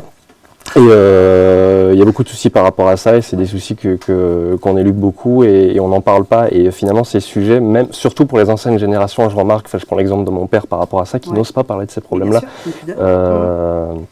Et je pense que voilà, on vit une époque où effectivement parler, c'est essentiel par rapport à ces sujets-là. Parler et prendre le temps. Même faire le parallèle avec les films, où tu avais à l'époque des films qui n'attaquaient pas directement avec 5 explosions, etc. Moi, c'est un côté où ça m'angoisse, où on prenait le temps de poser une caméra sur quelqu'un qui, pas même fume une cigarette, ou ouvre un livre, ou en tout cas, à un moment, regarde par la fenêtre, et il y avait ce côté un peu contemplatif de prendre le temps. Parce que tout à l'heure, je te disais, la musique et la lecture, mais juste rien, tu sais, être un opportuniste de ce qui se passe autour de soi, et tu as toujours un petit oiseau, une bêtise, le vent le vent m'énerve, mais tu peux avoir autre chose quand même que le vent, et tu peux avoir un petit truc qui t'éblouit. Moi, j'ai beaucoup de plantes à la maison, je leur parle. Alors, je considère que c'est pas une interaction, mais enfin, en fait, oui, mais c'est une manière, c'est un miroir, tout est prétexte à un moment de, tu te poses, et puis tu juste là, là maintenant, tout de suite, parce que ça c'est agréable, et puis voilà, juste ça c'est bien. Ouais, c'est ça. En fait, la notion du temps elle est intéressante parce qu'on ne prend pas le temps d'avoir le temps. Oui. C'est la grosse problématique qu'on a aujourd'hui. On est entraîné dans des sphères où finalement on se dit bah non, mais de toute façon là, pourquoi je vais réfléchir autant j'ai pas le temps de réfléchir autant, j'avance, tu mouilles. Donc j'enchaîne, et puis un jour ça explose parce que on n'a pas pris le temps de se connaître, de prendre le temps pour soi, de se poser. Surtout qu'il y a beaucoup de réponses qui sont en soi, d'ailleurs la plupart sont en soi, et donc ce temps privilégié, ce temps que vous êtes capable d'accorder à vos meilleurs amis, à votre famille, etc., ça serait bien que vous puissiez vous l'accorder d'abord à vous-même. Parce que la seule personne qui sera toujours là pour nous, c'est nous-mêmes. C'est ça. Donc, et ça serait bien que ça se passe correctement. Avec toutes ces pensées qui nous habitent, ça serait sympa qu'on puisse mettre des lunettes, de travailler le filtre de sa perception, pour pouvoir juste vivre correctement. C'était assez intéressant ta notion de temps, parce qu'en hypnose, il y a un truc qui est assez rigolo. Moi, je m'amuse sur les séances en hypnose, c'est aller filmer. Après, avec accord évidemment de la personne, mais souvent ça les intéresse parce qu'en fait, il y a plein de préjugés sur l'hypnose. Je vais sauter par la fenêtre, qu'est-ce que vous allez me dire, qu'est-ce que je vais vous dire, enfin, etc. Déjà, on prend le temps d'expliquer ce qui va se passer. Derrière, c'est filmé, donc en même temps, on va s'amuser, on va regarder le film après. Donc ça, c'est assez sympa. Et en fait, c'est assez rigolo parce que quand tu échanges et tu dis alors, parce que tu es actif quand tu es en état de transe hypnotique, tu es actif, il se passe des choses et tu as une mémoire. Et quand je te dis alors, à ce moment-là, quand je t'ai dit ça, qu'est-ce que tu as pensé, qu'est-ce que tu as fait? Et en fait, tu vas me raconter l'histoire, mais avec un gros problème de chronologie, tu vas me mettre des histoires d'après, avant, etc. Enfin, tu vas tout t'embrouiller au possible. Et le fait de regarder le film, tu te rends compte qu'en fait, la notion de temps, quand tu es écologique et que tu es en vrai... Parce que l'hypnose, c'est une communication privilégiée avec soi-même, c'est vraiment l'occasion d'aller se rencontrer, se connaître. Et donc en fait, à partir de ce moment où tu es en écologie avec toi-même, la notion de temps, la notion de pressé, pas pressé, etc., ça n'a plus de sens. Et tout ça, tu peux te le balayer. Et comme tu l'as vécu sur un moment, on va faire tout pour qu'il soit sympathique, mais je dis ça avec précaution parce qu'on peut aller à travailler des choses avec accord sur d'autres schémas. Mais quand le moment est agréable, en fait, c'est comme si tu autorisais ton corps et même tes pensées aussi à vivre un moment de bonheur en étant vraiment toi avec toi-même, sans mensonge. Enfin, là, le juge, il est réel. C'est pas la morale, c'est pas toutes ces choses de filtre, d'obligation, de tout ce que tu veux, de responsabilité. C'est ton propre juge, ton vrai miroir intérieur. Il est honnête avec toi-même et à ce moment-là, tu te rends compte que tu es capable de percevoir, de par tous tes sens, on va partir sur les 5 sens, de percevoir et d'enregistrer quelque chose de positif. Et en fait, une fois que tu as goûté à ça, tu es coincé. T'es coincé, c'est-à-dire qu'en fait, c'est une bonne chose. Tu peux y retourner. C'est un moment que tu vas pouvoir retourner, revivre. et récupérer à des moments plus compliqués de la vie. Parce que la vie, c'est un continuum, c'est extrêmement compliqué, il y a des hauts, il y a des bas, et c'est ça la vie, parce que c'est pas j'arrive pas à le dire celui-là. Un long fleuve tranquille. La question 3, comment tu es belle en Vous le ferez au montage. Voilà, oui, tu comprends. Oups. Donc ça bouge. Et heureusement, parce que si ça bouge pas, c'est que tu n'es plus vivant. Ouais. Donc je te souhaite que ça bouge le plus longtemps possible, mais pour accepter, il faut pour vivre ses hauts, il faut accepter ses bas. Et d'ailleurs, tu peut-être, on est en échange, tu l'as peut-être déjà vécu, ces moments où c'est la cata, et tu vois le truc bien, ouais. Mais quelle source d'enrichissement personnel pour apprendre à se connaître. C'est-à-dire que quand tu sors de ça, tu sors rempli, tu sors plein d'expériences, de choses pour toi. Heureusement, en général, c'est plutôt bien fait. Tu remontes. Une fois que tu es en haut, tu capitalises, tu retravailles, tu machin, etc. Et hop, tu continues comme ça. Et en fait, ce sont que des vagues. Enfin, je veux dire, il faut laisser les rythmes exister. Donc, entre guillemets, je vous ai coupé, entre guillemets, la souffrance est bénéfique, du coup. Mais, alors, de ce point de vue-là, il vaut mieux, au final. Il vaut mieux le voir comme ça. Pour tirer des leçons, quoi. Et puis, tu peux pas éviter les souffrances. Enfin, je veux dire, d'où tu penses que ta vie, tu vas pouvoir la passer comme ça. Ne serait-ce que... Alors, déjà, tu peux pas. Parce que si tu es conscient du monde dans lequel tu vis, d'un point de vue très macro, on en parlait avec Franck tout à l'heure, c'est pas joli quand même, hein, même si on peut espérer pas des scénarios, parce que tu l'as bien expliqué, mais on peut croire en l'humain, etc. Mais je pense que les gens qui croient en l'humain, ce sont des gens qui croient en eux, parce qu'en fait, à partir du moment où tu as la vision de te dire je crois que l'autre peut le faire, c'est si toi-même, quelque part, tu te sens capable d'y aller. Donc, bon, du coup, Franck est quelqu'un de très optimiste, c'est ce que j'ai remarqué, donc ça, c'est sympa. Ça fait du bien, des gens comme ça. Il y en a. Donc, tu as le côté, de toute façon, d'un point de vue très externe, la vie est tendue, hein, on n'est pas en période du Moyen-Âge, mais c'est pas mieux, hein, c'est d'autres problématiques. C'est super tendu. Comment tu peux espérer être le ravi de la crèche à dire tout va bien, etc. Ça serait ne pas vivre. La vie, c'est ça. La vie, c'est des hauts et des bas. La bonne nouvelle, c'est que dans ces bas-là, et on a le droit de ne pas aller tout au bout, du bas, dans ces moments-là, tu as des gens autour de toi, déjà tu peux mobiliser, souvent on n'ose pas, cette espèce de pudeur familiale. Bien sûr. Tu l'as, le truc de, tu ne sais pas, on en parlait tout à l'heure. Pourquoi tu es toujours comme ça? Pourquoi tu souris pas? C'est ça, parce que j'ai pas envie de sourire. Et c'est pas de moi quelqu'un de malheureux, ouais, j'ai pas envie de sourire, c'est tout. Enfin, obligé d'être comme ça. Chacun sa personnalité. Donc c'est vraiment ce truc de oser dire à l'autre, proche, la famille, des fois c'est un peu compliqué. Tes amis, peut-être, aller à la Voire le plus compliqué d'ailleurs, je pense. Oui, je pense que c'est pas forcément, selon les cadres familiaux, c'est pas la meilleure ressource, accessible facilement. Tes amis autour de toi, quelque part, ta famille que tu as choisie, donc logiquement, il devrait y en avoir 2-3 qui sont pas mal dans l'eau. N'hésite pas à aller les voir. Et puis après, tu as des agents de la prévention qui existent. En France, on est depuis... ça a commencé en 2019 en France, PSSM. On est 50 000, je crois, il faut faire gaffe avec les chiffres parce que je ne suis pas foufou, mais je crois qu'on est 50 000 aujourd'hui, fin novembre 2023, acteurs de la prévention. Donc voilà, on est 50 000 comme moi et avec d'autres caractères heureusement. N'hésitez pas à aller les voir, ils existent. Et après, évidemment, on a le protocole habituel, les experts, on a la médecine française, occidentale, nos médecins généralistes qui sont extrêmement compétents pour pouvoir te renvoyer, les spécialistes, psychiatres, psychothérapeutes, pas psychanalystes, psychothérapeutes. Pour avoir vu les trois, entre psychanalyste, psychiatre et psychologue, c'est vrai que ce qu'il y a de le plus, après je ne suis pas spécialiste, hein, pour moi ce qu'il y a de le plus c'est psychologue, parce que c'est plus de la discussion. Psychiatre, moi ce que j'ai vécu, c'est plus 2 minutes de discussion.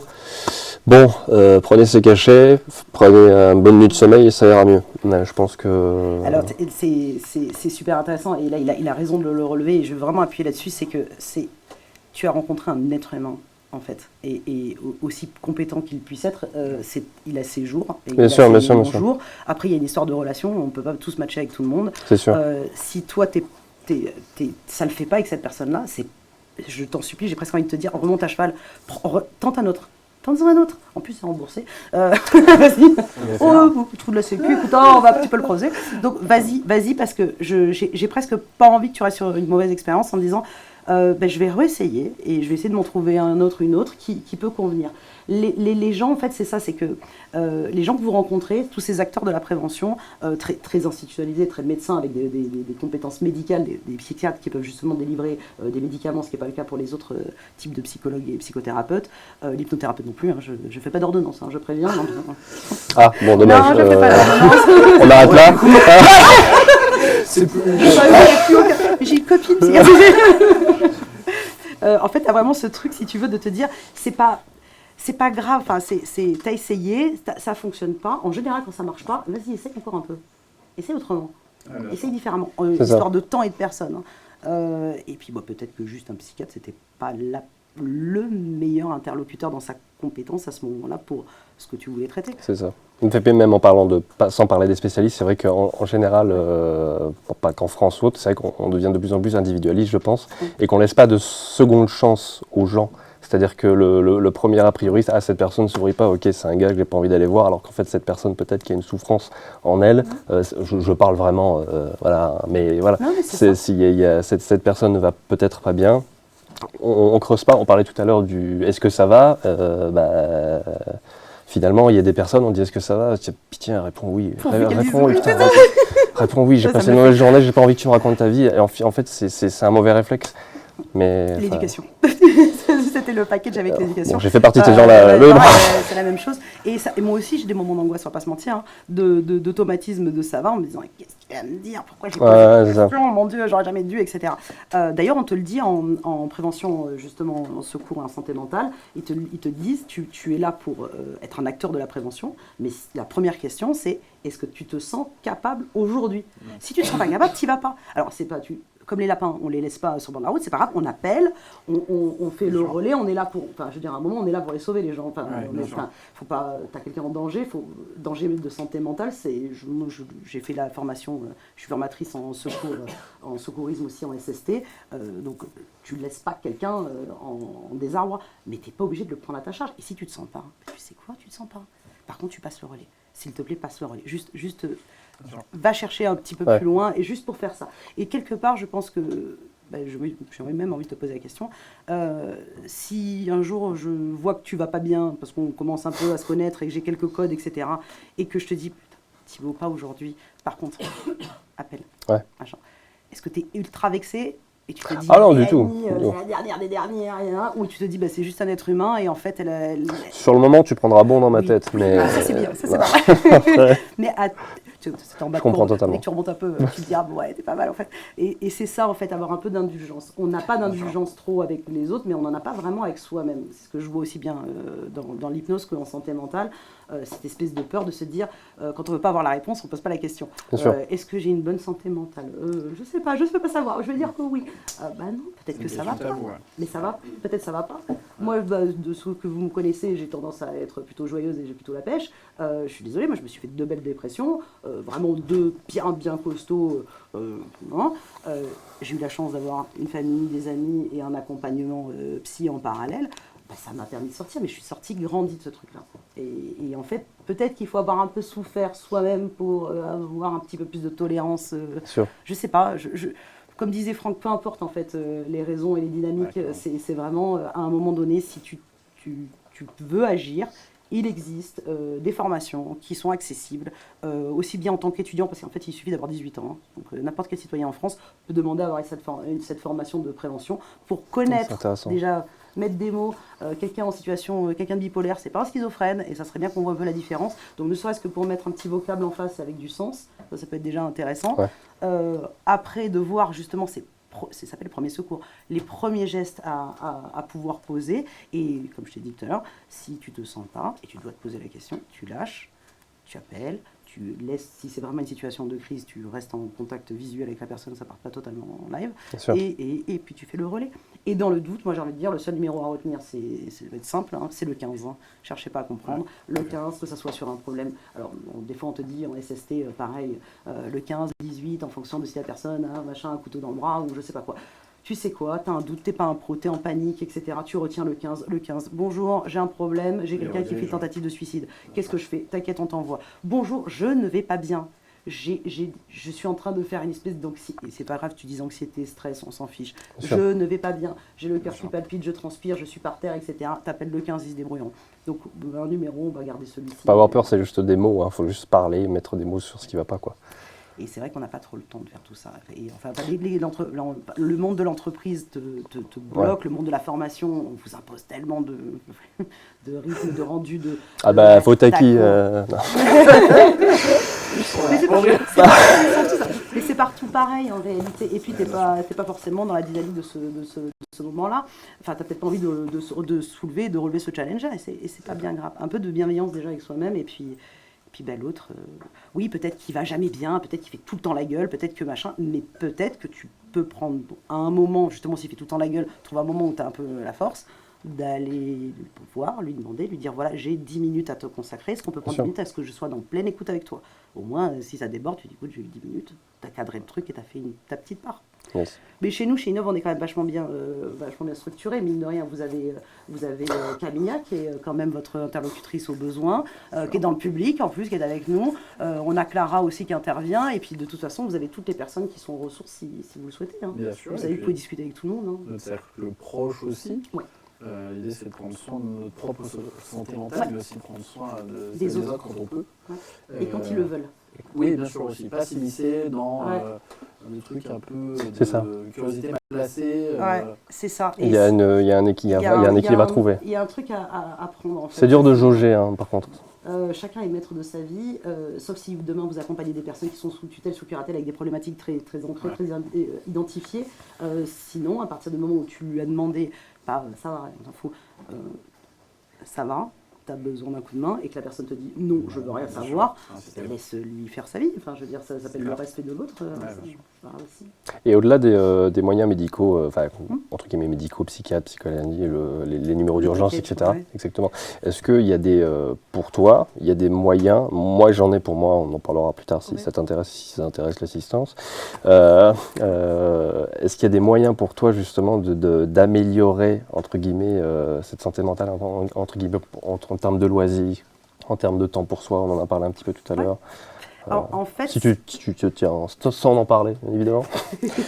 Oui. Non, ce serait gênant. Ne dis pas ça. Non, tu as vraiment... alors, Maslow, hop là, on recommence. La base. Pyramide de Maslow, on ne s'est pas vu en cours encore. J'ai tendance à la sortir partout seul. Alors, la base, manger. Moi, c'est RVB. Manger, mais manger correctement, s'il vous plaît.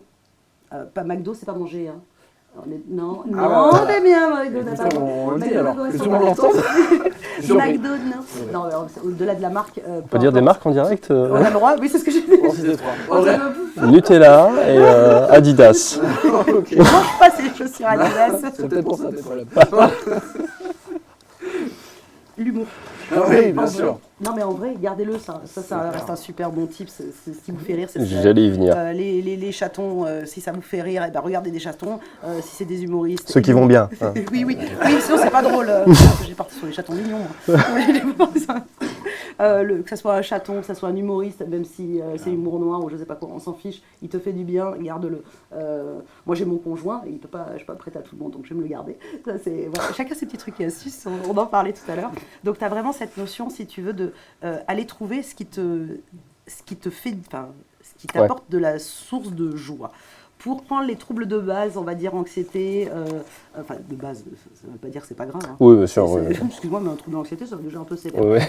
Dépressif, etc. En général, c'est ce qu'on vous dit, c'est d'aller à l'action. C'est une manière de parasiter un peu le cerveau et de le forcer à être dans l'action. Tu fais du macramé, je m'en fous, tu fais de la peinture, tu fais de n'importe quoi. Fais un truc où tu mobilises ton cerveau sur une action, et un puzzle, tiens, tu vois, prendre mal à la personne. Un puzzle recyclé, tu feras pas de mal à personne. Profites-en pour essayer de faire des actions. Vraiment.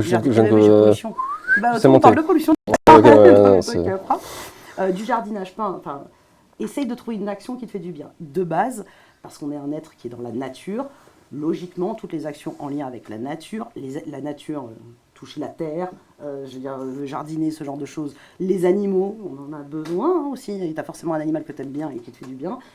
D'aller au contact de la nature, on reste sur un truc où je fais pas trop d'erreurs. Basique, quoi. Oui, sauf pour les allergies, mais... Tu sais, les pollen, c'est qu'on s'encourage pas. On va éviter. Mais logiquement, tout ce qui est en lien avec la nature, sur du contact, ça devrait être plutôt efficace. Sûr. Et puis après, alors oui, éviter. Vous faites comme vous pouvez aussi, on vous a élevé comme ça, mais cette notion d'aller passer un temps pas possible sur les réseaux sociaux, je parle en connaissance de cause aussi, peut-être que ça vaut le coup dans son agenda de mettre une petite couleur. De toute façon, il y a aussi la sobriété de la consommation des réseaux sociaux sur chacun des téléphones. Tu te bloques entre telle heure et telle heure, ou au bout d'une heure, tu déconnectes. Il y a des trucs et astuces à un moment pour se prendre en main et pas se laisser déborder par cette non-conscience du moment. Mais c'est une vraie conscience du moment, en fait. C'est juste de se dire, c'est parfois un truc tout simple, hein. Tu t'assois, tu te mets sur ton canapé, il n'y a personne, donc on ne te regarde pas, tu n'es pas jugé. Et puis tu es là, et puis tu commences à scanner ton corps, et tu te dis, tiens, je pars des doigts de pied, oh tiens, j'ai des doigts de pied, c'est rigolo. Et tu montes tes chevilles, tu te fais tes jambes tranquillement, et puis d'un coup tu dis, ouais, c'est rigolo, ça, c'est marrant. Et redécouvre un peu cette belle machine, c'est quand même pas mal.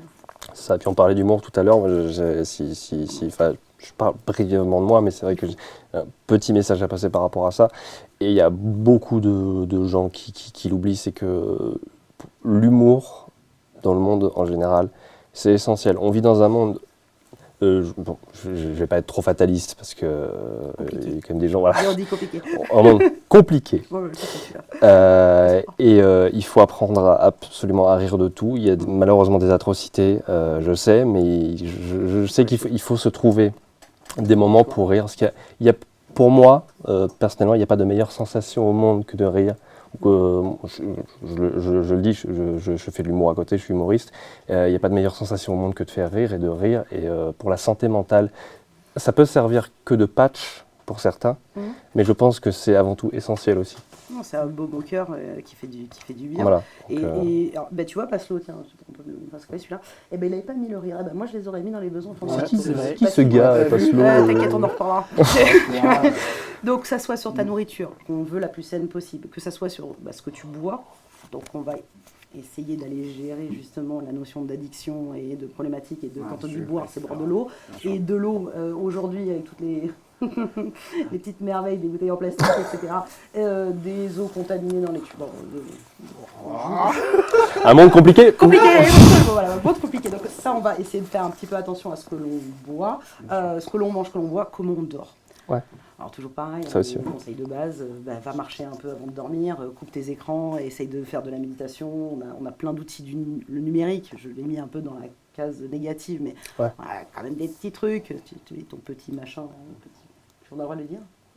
Oui, les oreilles, tu pourrais dire. Non, petit bon, des trucs. Les applications, des machins comme ça. Je m'en fiche. J'ai une des questions et je suis passé à côté, donc elle rattrape. Genre de petites choses en fait qui peuvent te servir. Tu as un doute et une question, peut-être que dans ton feed justement d'Instagram, tu vas avoir un docteur qui vient te dire dédramatise, c'est pas grave, t'as mal là, t'as ça, t'inquiète pas, va voir machin, c'est logique, tout va bien. Voilà, d'ouvrir, les réseaux sociaux ont ce petit avantage là, un petit. Pour réussir à trouver du positif là-dedans. C'est ça. Globalement, revenir au basique et penser vraiment à la base de la pyramide de Maslow. Les besoins primaires, c'est écouter soi-même. Et puis te trouver de l'activité. Et tu as le droit de changer, surtout change, je t'en supplie. C'est-à-dire que demain, c'est la peinture, t'adores ça, c'est génial, tu passes 3 heures par jour. Je crois qu'on parlait de moi direct, change, je t'en supplie, j'ai cru que de chemise ou... Ils savent qu'à venir, écoute, on les invités en plus. Toi, t'es là, j'en profite. T'as peut-être la peinture, tu t'éclates, même si c'est moche. Hein. Alors, on n'est pas obligé de rentabiliser tout dans ce monde. Tant que toi, ça te fait du bien. Bien sûr. Et puis, si tu changes et qu'après, c'est plus la peinture et que c'est la pâte à modeler, fais de la pâte à modeler, je m'en fiche. Fais quelque chose. Fais quelque chose et quelque chose qui te plaît. Et t'as le droit de changer. De psy et de changer. D'accord. T'as le droit. Allez, on va. Cassons les codes. Tu as su deviner un peu nos questions. Le temps file. Mais globalement, on voulait parler un peu de technologie numérique, et santé mentale, on a abordé notamment le téléphone, les enjeux. Et donc, ce que je te propose de faire, c'est de passer aux questions du chat. Puisque le temps passe.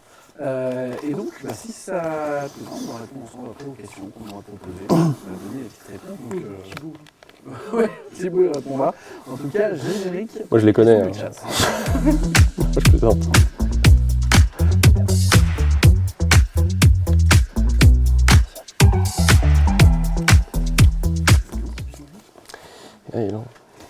On est de retour pour les fameuses questions. Vous pouvez vous entraider Mais d'abord, on va laisser le public y répondre via le formulaire Google. Dans le chat aussi, Twitch, TikTok, n'hésitez pas à y répondre. La première question que je vais vous poser, c'est notamment à propos des séances au psy qui sont gratuites et que peuvent bénéficier un étudiant ou n'importe qui à partir du moment où il a une ordonnance. Le nombre de séances gratuites, 8, 10 ou 7. Réponse A, B, C. La réponse A, 8 séances. Réponse B, 10. Réponse C, 7. Je vous laisse trouver le bon. Qui est-ce qui a construit le questionnaire? Oui, ah ben on entendait bien un petit peu. Je demande l'avis du public. On vous laisse répondre, vous avez un petit peu de temps. N'oubliez pas que c'est timé et que les meilleures réponses dans le temps le plus rapide seront récompensées. Ma deuxième question que j'ai envie de vous poser, c'est à quel mot correspond cette définition? Je vais vous en donner une. C'est une situation où les employés, les salariés, perdent du sens dans leur travail. Ils ont une baisse de motivation, d'engagement envers leurs tâches et leurs entreprises. Comment on pourrait nommer ça? Le travail. Petit A, un burn-out. Petit B, un bore-out. Excusez-moi pour mon accent. Ou un petit C, alors celui-ci va falloir peut-être m'aider, c'est un brown-out. Je vous laisse répondre dans le chat. Je ne suis pas malheureusement, mais en tout cas, on pourra vous expliquer après. En tout cas, vous avez la définition. Qui a écrit ça? Je ne sais pas. Et toi? En tout cas, on verra si vous avez la réponse. Je sais pas, peut-être que Mélanie, tu l'as la réponse? Non, j'ai que le burn-out, moi, de burn-out. ça va pas être celui-là, vu que vous avez proposé. On verra. Et la dernière question qu'on a à vous poser, effectivement, c'est vis-à-vis d'un trouble qui est caractérisé par une peur extrême des situations sociales. On en a parlé un peu tout à l'heure. Comment on peut nommer ce trouble-là? Il y a en A, la réponse A, c'est trouble anxieux généralisé, les troubles obsessionnels compulsifs, et c'est trouble d'anxiété sociale. On vous laisse trouver la réponse dans le chat. On ne sait pas, peut-être que, attention, il va peut-être y avoir des erreurs, on ne sait pas, en tout cas on vous invite à finir vos formulaires, il ne vous reste plus que quelques instants, et puis à envoyer vos réponses dans le chat. J'hésite Jean-Pierre, j'hésite. Voilà, on va laisser un petit peu de temps. Ah, c'est Camille Koumal. Bon, au niveau du public, je pense que tout le monde a pu répondre dans les délais. On va se refaire la première, donc le nombre de séances aux psychologues qui sont gratuites pour chacun. Est-ce que vous avez un chiffre? C'était 7, 8 ou 10? Thibaut, 17. Ah, Thibaut a 17. Thibaut, c'est 8. Tu regardes. 8. Alors, ceci dit, on c'est nuance. super dégueulasse. C'est pas Thibaut du tout. On nuance les propos parce qu'effectivement, c'est 8 séances. Ceci dit, il y a une première séance de présentation, entre guillemets, qui n'est pas vraiment une séance où on va pouvoir discuter plus profondément. L'anamnèse, c'est une super séance importante. Hein. Oui, bien sûr, mais eux, en tout cas, on peut le comprendre comme 7 parce que c'est le début du parcours, quoi. On va dire que c'est une séance d'intro.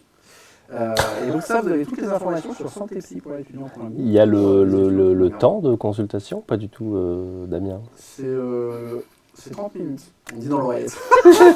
Si vous n'avez pas la réponse, mais en tout cas, félicitations à la régie. Mais on peut faire 2 séances de 30 minutes pour faire 1 heure. Je vois que tu as la même oreillette que moi. Et donc, sur le mot qui correspondait à cette définition, parce qu'effectivement, donc, je vous ai cité le burn-out, le bore-out, le brown-out, c'était le brown-out. C'est vraiment vis-à-vis du travail, quand on perd du sens par rapport au travail. Et pas tous. Le brown-out? Voilà, c'est ça, le brown-out. Ah, j'ai vraiment cru que c'était une vanne, moi. Ah, ok, d'accord. Vous pouvez vous renseigner après si vous voulez. On va pas s'éterniser. Okay. Mais effectivement, on donne des. Non, mais.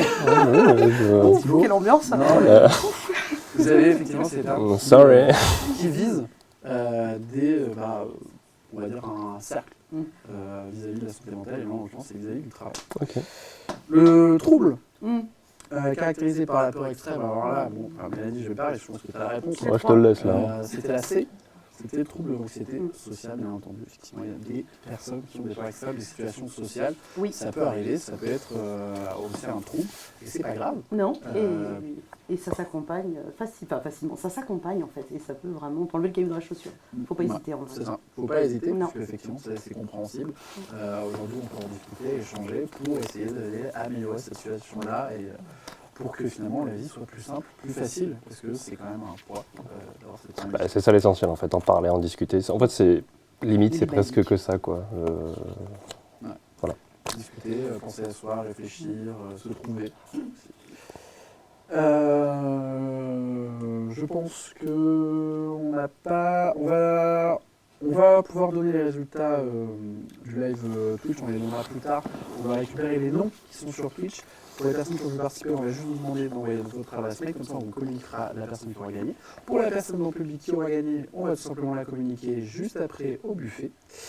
En tout cas, c'est la fin de ce live. Merci à nos invités. Je tiens aussi à remercier surtout Sophia 9 Campus pour le prêt du local, du studio, de tout le matériel et de tout ce qu'on peut faire tout au long de l'année, la possibilité de faire des projets, de les financer aussi, c'est hyper important parce que aujourd'hui c'est dur de faire juste avec une feuille et un papier. Parfois il faut qu'on arrive à financer les projets. Donc un grand merci à Sophia 9 Campus, un grand merci à Franck pour cette première séquence, c'était super intéressant. Un grand merci à Léa aussi, Léa Baudry et Céline. D'être venu et d'avoir représenté votre association. Un grand merci, c'était super. Merci beaucoup, Mélanie Lejeune. C'était top aussi. J'espère que, en tout cas, ça a aidé plusieurs personnes qui nous ont regardé et pour l'appel public. L'équipe de 22 Studios, bien entendu, à la production. D'ailleurs, vous allez les voir pendant le live. Ils ont une petite caméra, donc ils pourront vous faire coucou. Un grand merci à eux parce que, mine de rien, peut-être que derrière vos écrans on ne voit pas, mais ça représente quand même beaucoup de travail. Il y a quand même plusieurs caméras, tout un studio installé. De la technique derrière, ils sont beaucoup à la régie pour changer les écrans, changer le micro, etc. Donc un grand merci et puis surtout un travail de qualité, donc félicitations à eux. Et puis un grand merci à l'équipe d'ITV aussi qui a participé à ce projet-là, sauf Thibaut. Non, je rigole. Les affiches, c'est moi. Hein. Donc, Créa Design. Un grand merci à l'équipe du TV d'ailleurs, vous pouvez les voir qui vont passer sur le live, venez si vous voulez, vous faire un petit coucou. Et puis on va tout simplement vous dire au revoir. N'hésitez pas l'équipe TV. L'équipe TV. Venez. Pour ceux qui sont à la régie. Un grand merci à l'équipe TV qui a permis de faire vivre le projet pendant 2 années. On a eu des nouveaux qui nous ont rejoints. Et donc, ce sera la dernière action du projet ITV pour ces 2 années. Donc, on vous remercie. Merci beaucoup pour votre investissement. Et merci à Damien aussi. C'est vrai. Et puis, avec plaisir.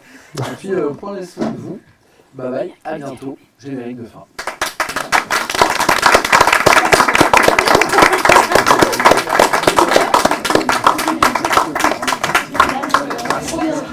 Merci à toi. C'est chaud là. C'est chaud.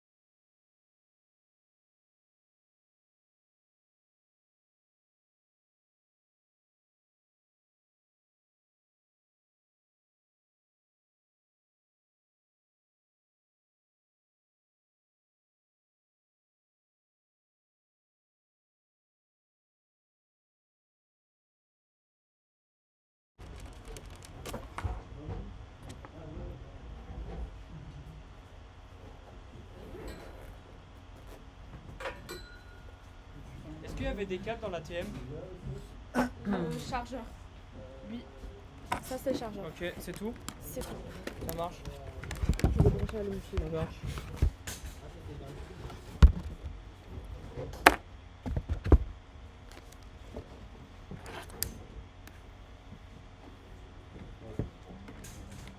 On va rien grind du coup? Je sais même pas comment il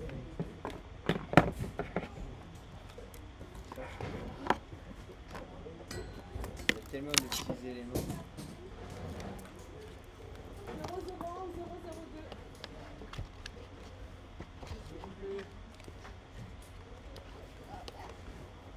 002. Marie, arrête de chialer.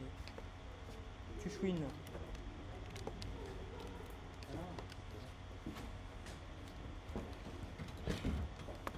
Oh, ouais. Ouais. Ça, non, il y avait ta lumière ou pas? Pas tout mon argent. Non, mais ta lumière, tu l'as prise? Oui. Ah ouais?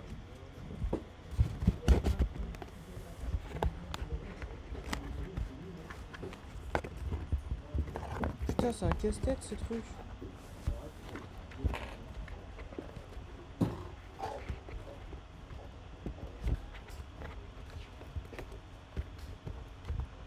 Je suis con.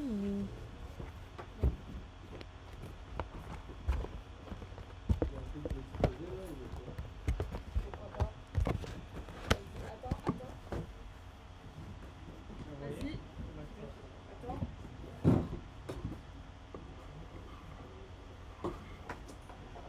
Je peux t'y mettre aussi.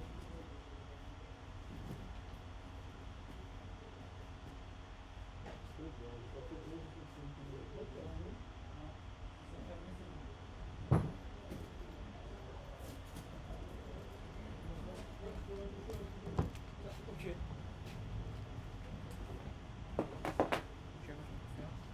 Ah, tu veux le faire? Ouais, vas-y, passe. Et après, le reste, je sais pas. En fait, les câbles et tout, je sais pas.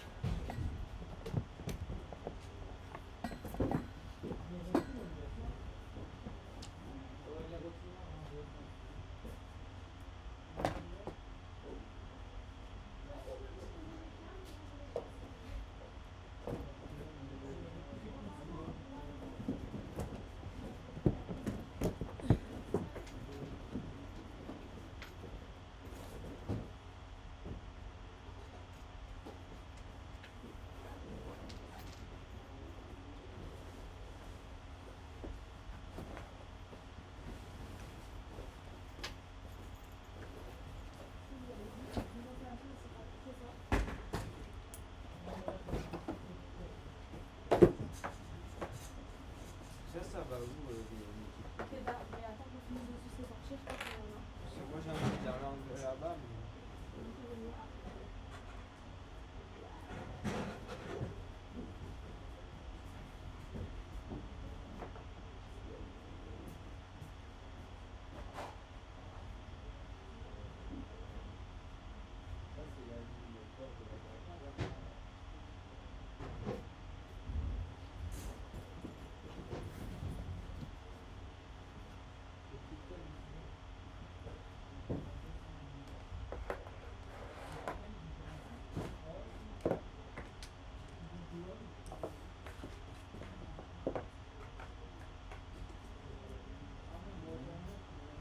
Pardon, mais ça va hyper vite arranger.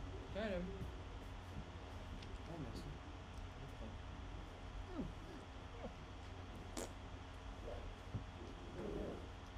Il va pas en manquer.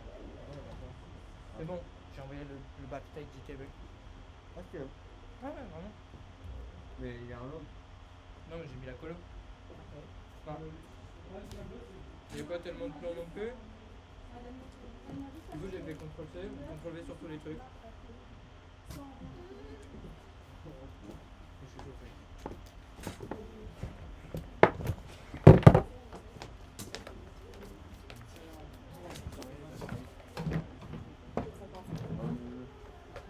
Le rideau, je te le. C'est trop fort. C'est quoi avec le rideau? Je sais, j'ai pas été. Non, le rideau, on le laisse, il s'en fout. C'est galère le rideau, vraiment. C'est hyper chiant. C'est plus chiant.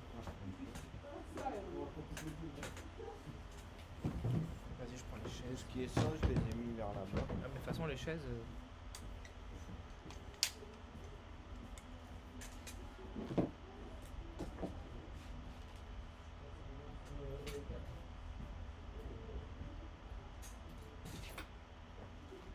Ça, c'est local.